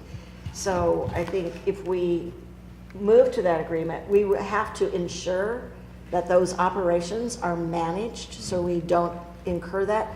But my question would be is, what happens if we go to this term where it can be terminated by either party at any given time? What happens to our current capacity that we are, we're reliant on about 25% of our water? So That means all of it could go away, right? so it actually states that after 2021, any action by an entity, one or the other, that is in default of this agreement. So if we fail to pay, or if they decide not to deliver water, the agreement's done, is how we read it. So Yeah, at how least. do we find that, I mean, 25%, that's a huge amount. Well, that's, so first, I don't like that language in existing one right now. Because we've always wondered what happens if they just decided for whatever reason, get ornery and turn us off, the agreement's done. So this at least puts some terms on there years-wise, and that makes it a little bit more certain. I think what I'm going to ask for is 10 years after 2021, so it'd be 2021, another 10 years, and after that, it'd be another 10-year increments or 7-year, whatever we can agree to.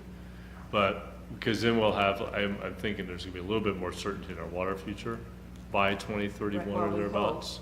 And are you proposing within this 10 years, the agreement, the terms would be, there's no, at that point in time in that 10-year period, neither party could terminate? That's correct. We're held to that 10 years? That's correct, right. Then we eliminate that ambiguous language that says if somebody's in default, the agreement goes away. That gets eliminated. I guess my concern is looking at this term where it says unless terminated by either party. Renewing for another 10 years unless terminated by either party. That's the current. That's the current language. Right. Not the proposed. Correct. Because that's what has me concerned. I mean, yes, going off of her point about has us concerned too. Really turning off the spigot. Right. Has us concerned also. So this is purely an item of discussion this evening. You're going to take some of these comments and go back forth Right. and to Greeley and see what you can come, and then bring whatever you guys might agree upon back to us before. So yeah, a couple points that Dennis did bring up, and I appreciate that, adding a little bit more to it. So, and just add on to all this, they have agreed to not have us pay the extra peaking factor evaluation this year if we make these amendments. So that goes away. So The one from last year? Yeah. The one we talked about Correct. last December or whatever? Yes, correct. 150 some thousand or Correct. whatever that number was. Correct. The Water and Sewer Board met and talked about this last week. They gave a general nod of recommendation. The Greeley Water and Sewer has talked about this. They feel like this is a good solution or amendment. We have generally between both parties a resolution ready to go to you if you are so inclined at the next meeting. The only thing I would like to talk further with the city manager about is the term. And pitch what I just said to you is make it go through 2031 and start 10 years after that. Any other comments or feedback for Mr. Yeah. Arnold? Okay, Mr. Okay, Bennett? so I appreciate the 10-year, that's kind of protection for us. What if we do eventually have a regional water treatment plant? Mhm. We're still locked into Greeley for Mhm. 10 years. So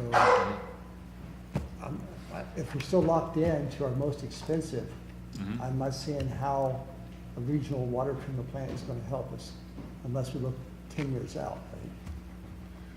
Well, you've bought the capacity already, so you can actually, if everything came to perfection, you would just use less water for that period of time from Greeley. They would hold us to a, I'm sorry, they would hold us to a minimum. I thought there was a minimum that we had to. There's a minimum in the existing agreement, 400 acre feet.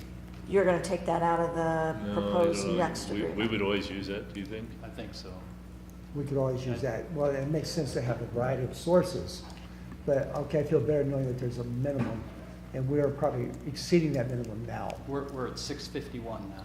Okay, so 50, 60% more than the minimum. And let me remind you that this gets a little interesting too as we think about it, and why, in context of where we're going also.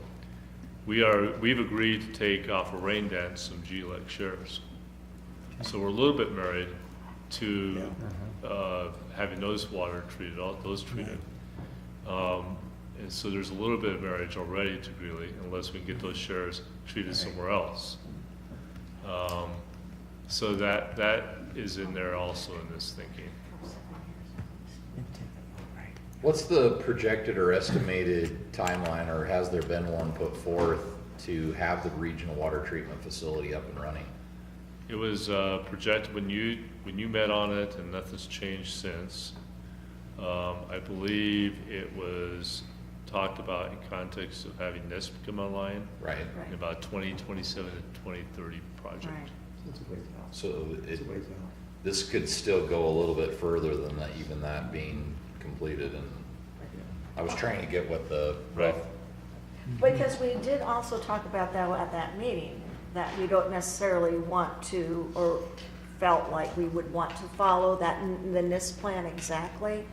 I mean, we could, I mean, if all the conditions were met and right, that we, would maybe want to take a look at delivering that sooner rather than following that lengthy future plan.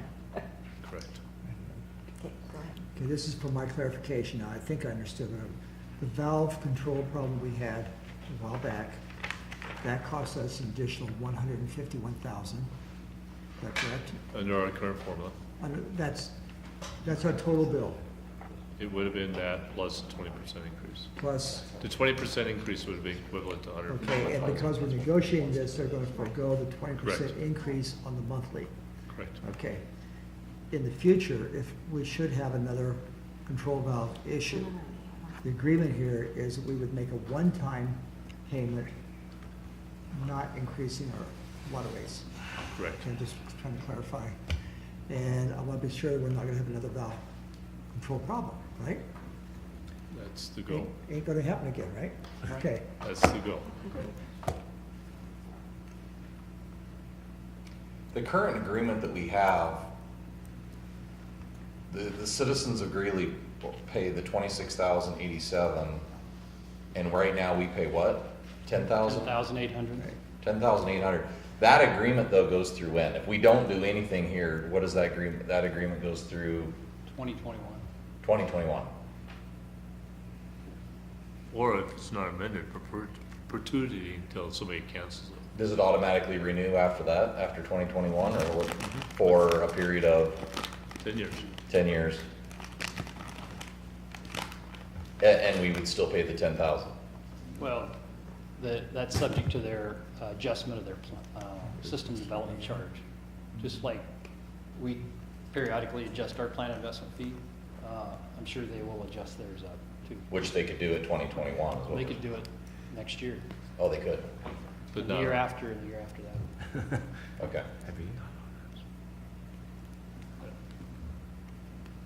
I need to check on a question between us on that answer. Can we, so it says that in agreement that they can raise it?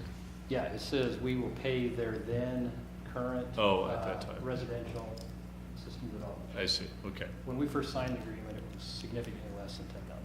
Got it. Is the town board going to have a chance to review whatever contract comes out of this before it goes into Yeah, execution? what I would like to be able to do is get this in front of you November 13th.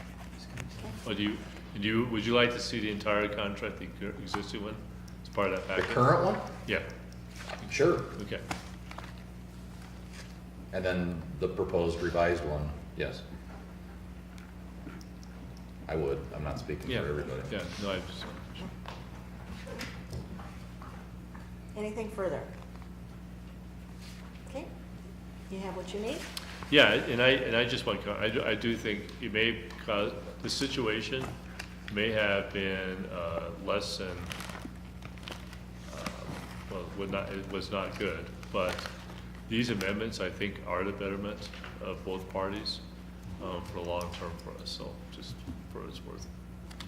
Particularly that peaking factor, you look at how much penalty that is to us, it really ended up, they never, in their wildest imagination, ever thought to experience it. So when they read it and looked at it, that's when they said, that is unfair, essentially.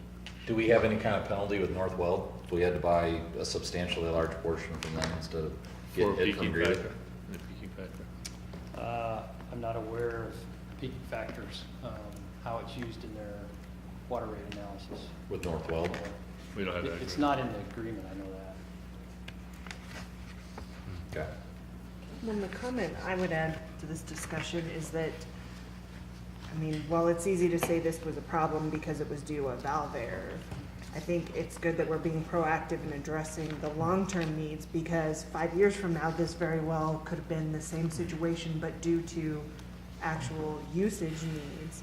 And I think having that safety built in, but I think additionally, even if they won't agree to the 10 years or the 2021 plus 10 years, 7 years is further out than 2021 from today. So I think even if it's at their term of 7 years, we're buying ourselves that perpetuity that we're always going to have at least 7 years notice of a major change versus, you know, we could find out in 2020 that they're not going to renew it in 2021, and then it would be kind of the, we don't have a creek to be up, so to speak, with only a year's lead time, so. Without the screw up that happened a year ago that led to all of this, how far out would we normally renegotiate a contract? I mean, this is still 3 to 4 years from Yeah, the we've talked about bringing this back in 2019 or thereabouts. And so within the next couple of years, Yeah. we'd start hashing this out anyway. So Yeah. it's getting moved up by a couple of years because of the situation. Okay. Mr. Was there any discussion of their leakage or their evaporation fee, wasn't it?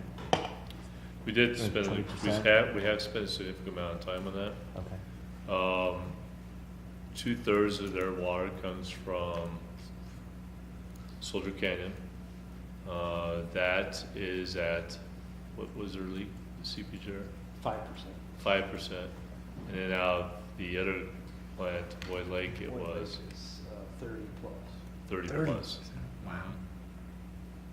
And some of that is due to the losses in the ditch system that delivers water Right. to the reservoir in the Boyd Lake system. So 20% we're stuck with. Yep, so we just couldn't reach an agreement on reducing that. Okay. Thanks. Okay, thank you. Moving on then to a discussion regarding Bestway Concrete Laputer Pit. Mr. Arnold, are you going to lead that? But I have a question. I thought we had given previous direction when we discussed this You did? to forego the CUG. To what? To forego the CUG. You, In lieu of, or we had talked about these conditions, and then we want to make sure these are satisfactory to you, and that's the Okay. case, then we're ready to make that. But did we not in a work session or It was a work something session. We decide talked that about the we were not going differences. to require them to go through? Depending on the CUG? answer to these questions. Okay. That's how I remember. Yeah.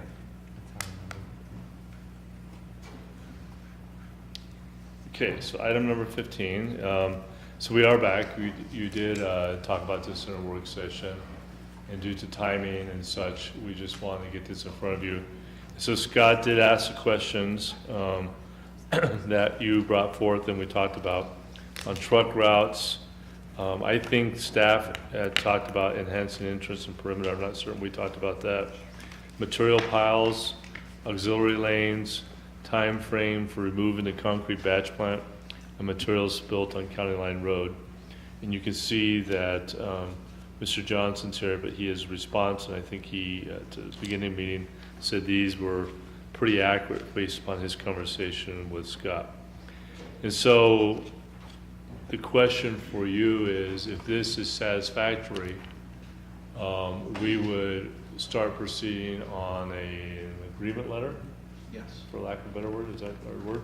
Yep. If it is not satisfactory, is there furthermore that you would like to have us ask or try and proceed with further on an agreement letter? Or if these are not satisfactory, or you want to proceed, even if it is or not, with a conditional use grant? Madam Mayor, you were right that your inclination was not to go through your CUG if this met your satisfaction. Okay.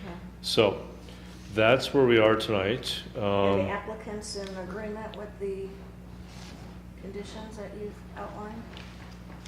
Madam Mayor and Town Board, the applicant, some of the answers that Scott has given are a little bit general, but I can clarify any and all for you. Okay. Does anybody have any other specific questions? Maybe a little history Go ahead. might help. But in 1983, when this site was initiated, whether it was the state mining people, Well County, or the operator at the time, made an error in the legal description. And that was not discovered until this year. And so that's what this is all about, is just to correct the legal description. Nothing else changes. So the state's prepared to approve it the 6th or the 7th of November. And we'd like to be good neighbors and do what we can do to help in any way.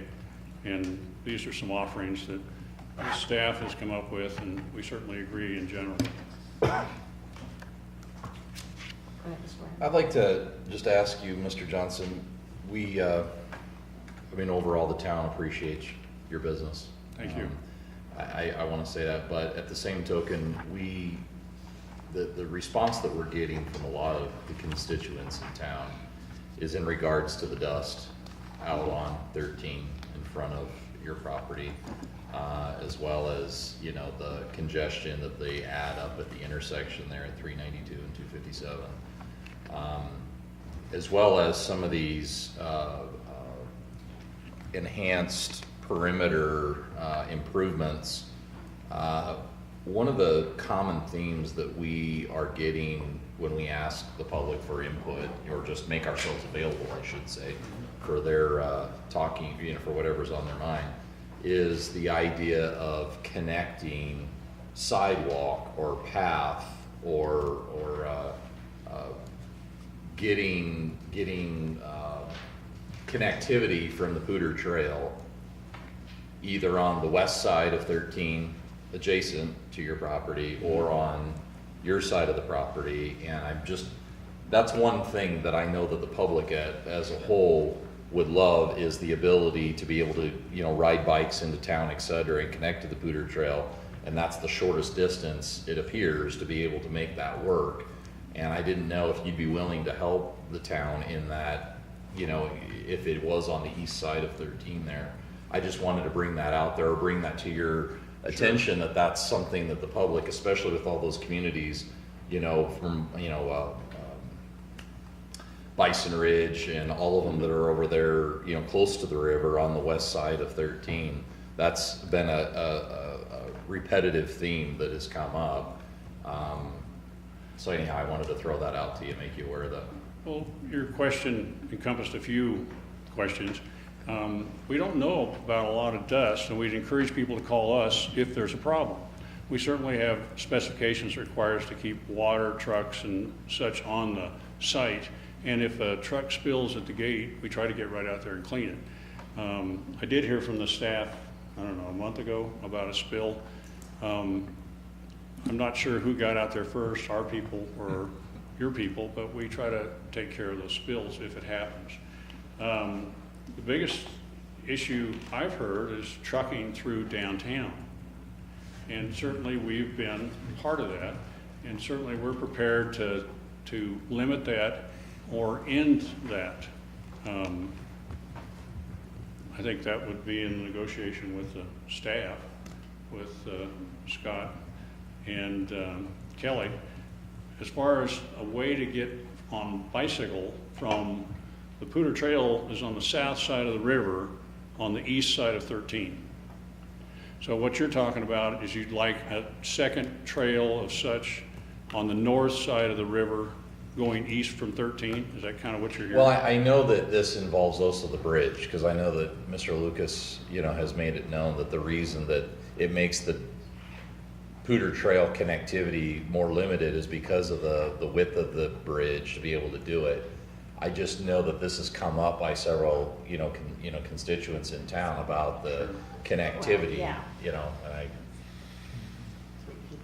oh, well, I'm bringing it up because it's It's not on our list. Well, I mean, the description of their enhanced perimeter, et cetera, is they're willing to do something within reason to enhance, and We have, why we say within reason is because we really only control that driveway. South of our driveway is controlled by the Colorado Wildlife, the Frank Wildlife Reserve. Okay. And north of that is controlled by a Dr. Lee that owns it. And he has no interest in doing anything. What I did also say is that if we need some temporary landscaping while we're mining that little piece on the north side, I don't mind putting some in. We can't violate the FEMA rules, we being us or you, by putting in berms there, but we could certainly put in some trees and something to kind of clean it up during that time and leave those until such time as we'll be off and gone and you'll be speaking to Dr. Lee and his wife at that point. But yeah, we'd certainly be interested in helping any way we can. I think a long-term goal for the Frank Wildlife Conservation easement, in our mind, used to be some kind of a wetland waterway. Nobody seemed to know.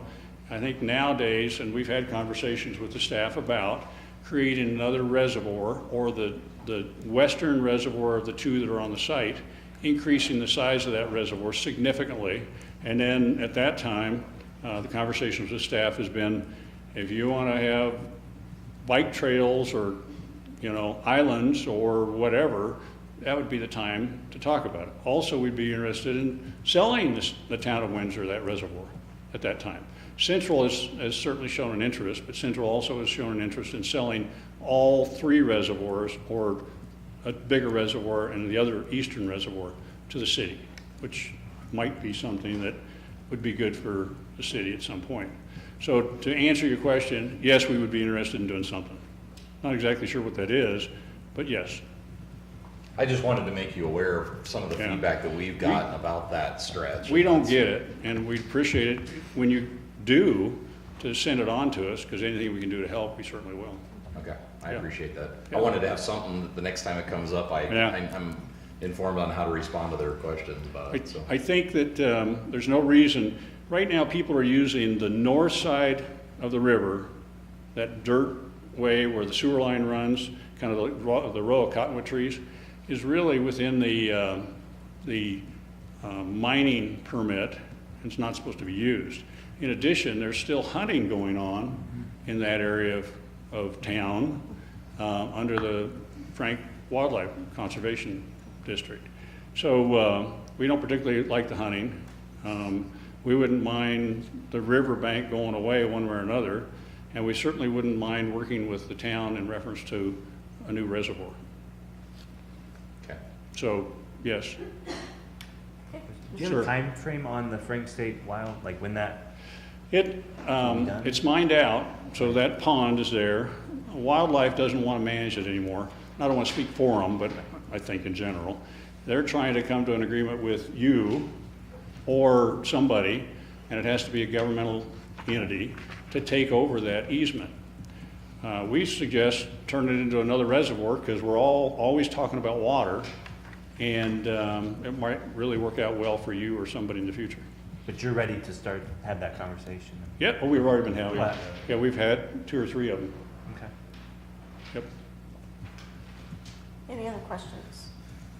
Is the board satisfied with what has been presented here in general then? I trust that staff gets our feedback and they have a good working relationship with Mr. So with that being said, then we will thank you for taking the time, because I didn't know how to fit this in anybody's schedule to get this conversation going. So we will initiate a letter of agreement discussion. We will. And hopefully by the end of the year, you'll see it. One other comment, that I think I can help you even more with your trucking problem coming through town with the gravel trucks. So that'll be one of our contributions to this agreement. We appreciate that. Thank you. Thank you. Item 16, Ms. Johnson, finally, and I hope that's why Mr. Warner's here in the back. Yeah, patiently waiting. Economic Development Report Update for Ms. Johnson. Thank you, Madam Mayor and Town Board members. Before I give you my report, I would like to invite Rich Warner, CEO and President of Upstate Colorado, up to the podium to talk to you about our Community Economic Development Partnership and what he's got going on at Upstate. He was a big help with us this morning as well, doing a lot of work behind the scenes for the PACE program, which I'll talk about a little bit more after he gives his update. Rich.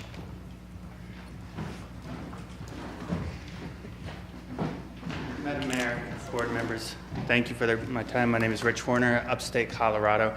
After that water discussion, I will say my office is in the city of Greeley. However, I am a resident of this wonderful community. Also want to thank City Manager and Stacy for inviting me to give you a brief update on Upstate.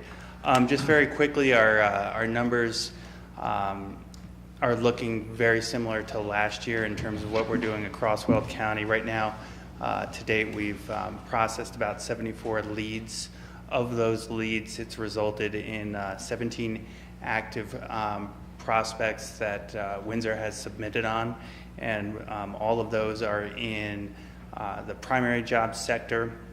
As Stacy mentioned, things like C-Space and Rocky Mountain Sports Park, those come under other duties as assigned in our partnership, and we'll continue to support Windsor in any manner that we can. Some of the projects that we're looking at and the prospects are a wide variety of ag food processing, energy and fossil fuels, miscellaneous manufacturing, aerospace, everything from aviation and vehicle assembly and a whole host of manufacturing. But typically when we're talking about primary jobs, that's kind of the wheelhouse. Out of those 15 projects, 2 are expansion projects here with companies. Another thing that we do is we manage the Enterprise Zone Fund, which back in 2015 we were able to get a couple of your companies involved in. One of them, of course, is Vestas, which has been fantastic, one of the largest employers in the state of Colorado. They currently have, I believe, close to 5,000 employees, 4,000 employees, of which a third are approximately here in Windsor. That, along with OI, have resulted in expansion, investment in equipment that's created an additional 307 jobs. So a lot of numbers, and I could continue to throw those out to you, but I know it is late and it is Monday. Just very quickly, a couple quick programs, obviously, that you may have heard about. The Bright Futures program in Weld County is now under Upstate, and we are actively working with a new board of directors to continue and create sustainability in that program. And I'm happy to come back and provide additional information on that. And then we're also working on a site certification program. One of the sites in Weld County is here in Windsor, which will help expedite the process for companies selecting locations. So with that, if there's any questions, I'm happy to answer them. Otherwise, I'll turn it back to Stacy. Well, thank you for your time. I appreciate the partnership. Thank you. Thanks. Okay, so I want to kind of go over a few things. It's been busy since I've been up here to the last report. I feel like I've been fortunate enough to see most of you for the last couple months regardless. So we have had a lot of things going on. We are still working with Katie Press on the retail sections. We have those 5 different areas around town that we're meeting with her on. So now the process is I'm setting up meetings with her and the developers to discuss the plans moving forward, what we want those areas to be, and then we'll continue to bring that to you guys. She is signed up to come to the design charrette with Martin Lind for the brands, so I got her to come up there and actually give input about what that will look like, and hopefully we can help develop that area as well. The NCRTA, the Northern Colorado Regional Tourism Authority, we received our first check, as you're well aware. So that was good that funds are coming in now for that program, and as soon as we move forward, hopefully we'll have a financial source to support the group there for any kind of regional tourism authority efforts as we move forward. And as you're well aware, we had Metal Container Corp celebrated their 30th anniversary last week, so thank you all for coming who were able to make it. They did a huge donation for a manufacturing partnership to continue investing in children and in kids in manufacturing and experiencing them, to both not only tours and opportunities to learn more about manufacturing, but potentially scholarships to go to college and get degrees for manufacturing. And then they're going to do some stuff with Kelly and his group next spring. I don't want to spoil it, or do they? No, that's right. You want to tell about it? Okay, so we're doing that. You're well aware, hopefully, that tomorrow is the groundbreaking for Rocky Mountain Sports Park at 1 p.m., so please come. I think there's a couple of you coming tomorrow for that event. Paul, I know you're out of town. He's just shaking his head. No.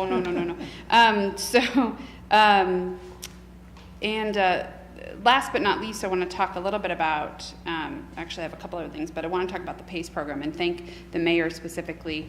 And we were able today to go to Weld County and get Weld County to opt into the Colorado PACE program, CPACE program. This is another economic development tool in the toolbox. Colorado, as you know, doesn't have a lot of tools, so it's nice to have this opportunity, and I'll be glad to fill you in on it another time. But basically, it's an alternative financing source for people to do green efficiencies on existing buildings and/or new builds, and it allows that on a self-funding portion. Sorry, I'm really tired. On a self-funded assessment on their own property, so that they can come up with a generation to pay back the financing tool that loaned them the money to make the renovations and/or to build green efficiencies into their program. Each county in the state of Colorado has to opt into the program that allows companies to take advantage of this financing tool. So Weld County was today, and we got that approved. So we're excited to move forward. Rocky Mountain Sports Park hopes to take advantage of that financing tool as well.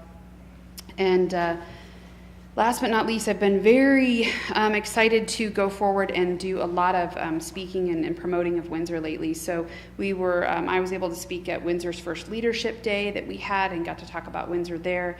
I went up to Wyoming, actually, to their first all-state economic development conference up there, and really got to talk to them about how we do economic development, not only in Windsor, but in Colorado. I was asked to come speak to that. So that was an honor to be up there and really show them how we're doing it down here. So, and then last week I spoke at the CSU Everett School of Real Estate. They had about 400 people that signed up.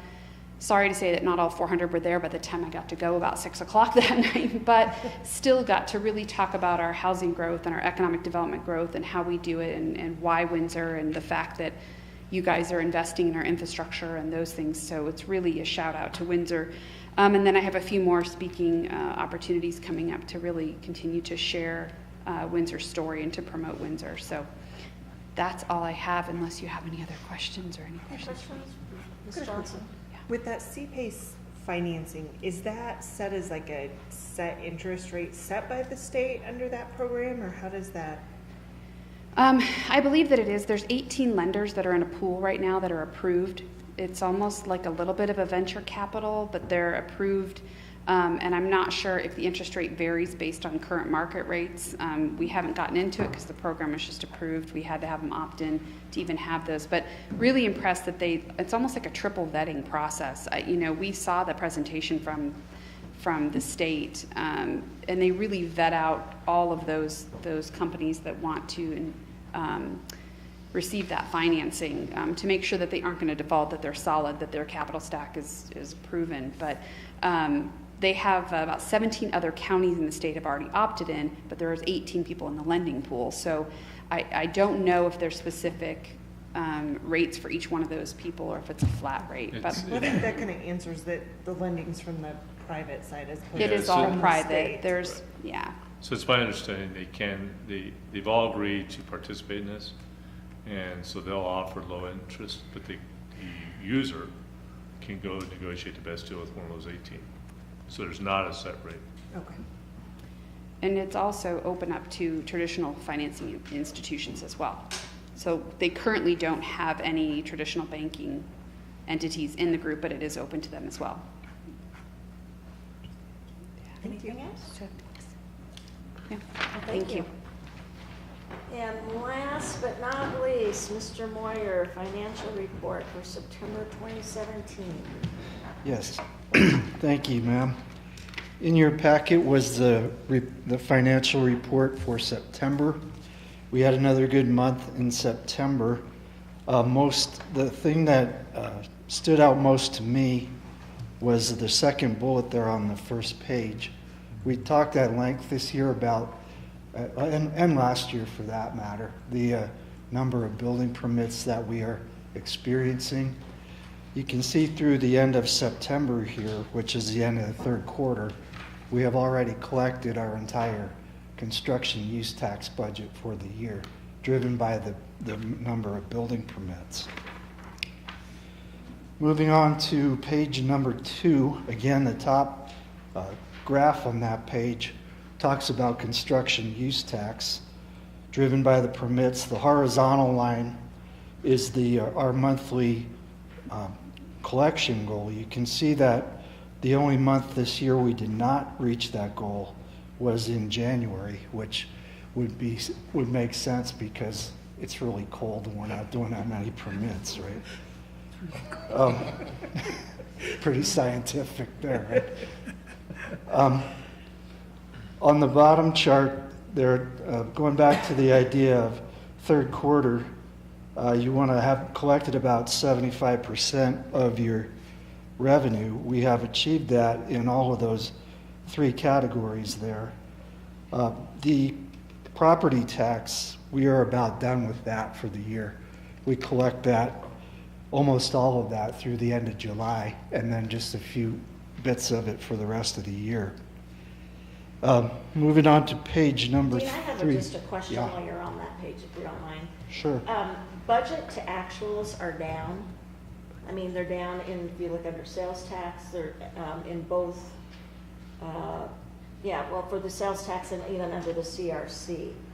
So I know when you average that out at the end of the year, we're doing okay, but I mean, I've been watching that. We've been down a couple of months, and I don't know, do you think that that's a trend, or is there anything we have to accommodate in our 2018 budget with what is happening here?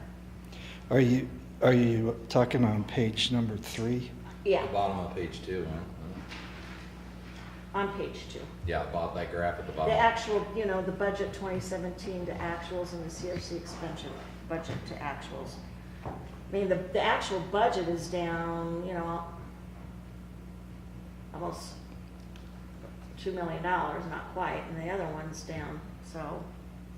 I'm sorry, ma'am, I'm not exactly following. Under the sales use and property tax update. Yeah. But isn't the Chart. budgeted amount, that's for the full year? Yes. And then that's, the actual is year to Yeah, date. the actual 2017 is through September. Yeah. The budget number there is the budget for the entire year. For the entire year. Yeah. Okay. So if we're exactly on target, that percentage So would be 75% at Yes. this point in the year. Yes. So we're like this much under that That's for what I'd the say. rec. Right. Benchmark would be 75, we're 83.73, Right. so yeah. Okay. Okay? Yep. Okay. So really, the CRC expansion percentage of budget's the only thing that's technically under benchmark. Well, a little If bit. I'm Yeah, reading about right. 3% there. 2.5. Okay, sorry. Okay. Moving over to page number 3, we had the monthly collections comparing the past 4 years. Both pieces of our sales tax rate, 3.2 on the top, 0.75 on the bottom. You can see there our monthly benchmark for the 3.2 is 742,000. We collected, no, I'm sorry, 695,000. We collected 742 in September. We were a bit under for the collections for the expansion number. The benchmark for that is 188.5. Each month we came in at 174. So just about 14,000 short on that one. One thing I wanted to point out, the blue box in the middle of the page there, the second paragraph, I mentioned we had 4 special events submitting payment in September. Actually, we had 5. I missed the one. We had got remittance from the Mud Volleyball, Hops for Hunger, Windsor Cruise In, Wine Festival, and the Harvest Festival. Of those 5, the Harvest Festival was the largest amount, followed by a Wine Festival, and the others were quite a bit smaller. I won't give specific numbers for confidentiality, but those were reported in September.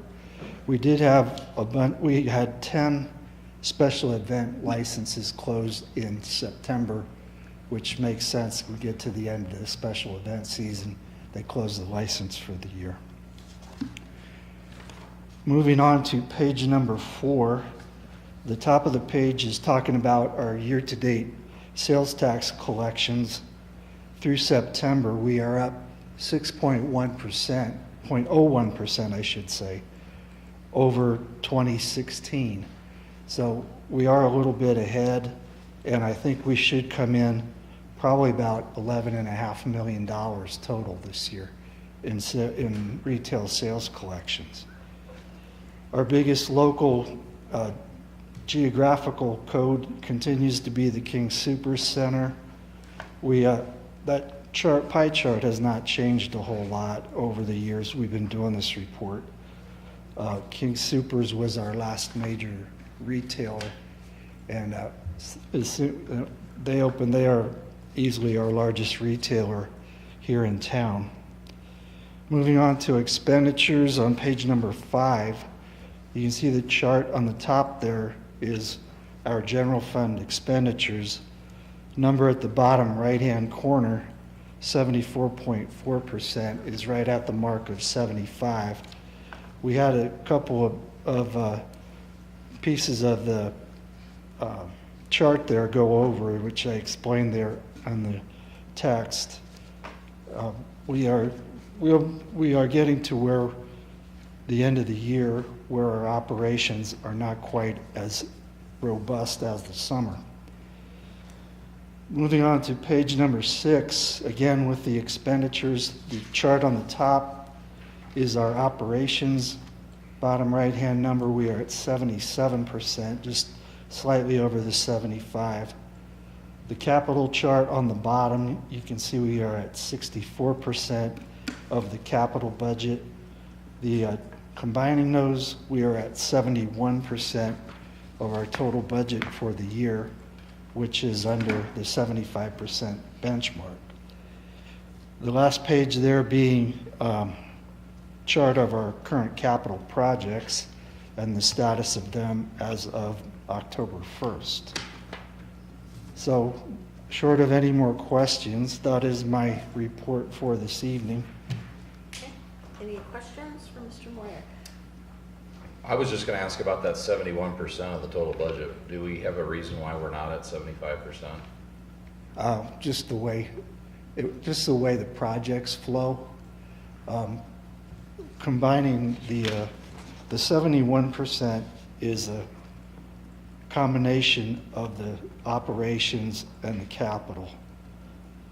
So you can see the top chart there, the operations, we are at 77% of the operating budget. On the, down below, we have the capital budget. We use 64% of that. This is expenditures now. Okay. And those two together, we are at 71% of the budgeted expenditures. A lot of that has. So we're underspending. Yeah. We're under where We're under where we sorry. should be, Yeah. yeah. Which is a good thing Right, on the expenditure side. It's late. Under general It fund is late. expenditures, you listed out that we spent more this year in staffing aquatics and in the finance department records and fees for Yes. audits. So I just want to make sure, have we accommodated that in the 2018 budget and addressed that? I did both on those two the, areas? a couple things on the finance budget there. I did increase the audit fee budget for next year in both our independent audit and audits on sales tax returns. So I did increase those, anticipating it would be much the same as this year. The county treasurer's fees, I did the same thing. I raised those to accommodate what we saw here this year and a little bit last year. As far as the staffing with the aquatics, and I might need Eric to Well, I help saw me on he that. shook his head, yes. Yeah, so, yeah, short answer, So we got our just answer. right. We reviewed it last month when we saw that number too. So. Okay. It's all good if he gives us the thumbs up. Okay, so thank you. Okay, Okay. I don't think there's any further questions all right, for you. thank you. Item D, communications from town attorney.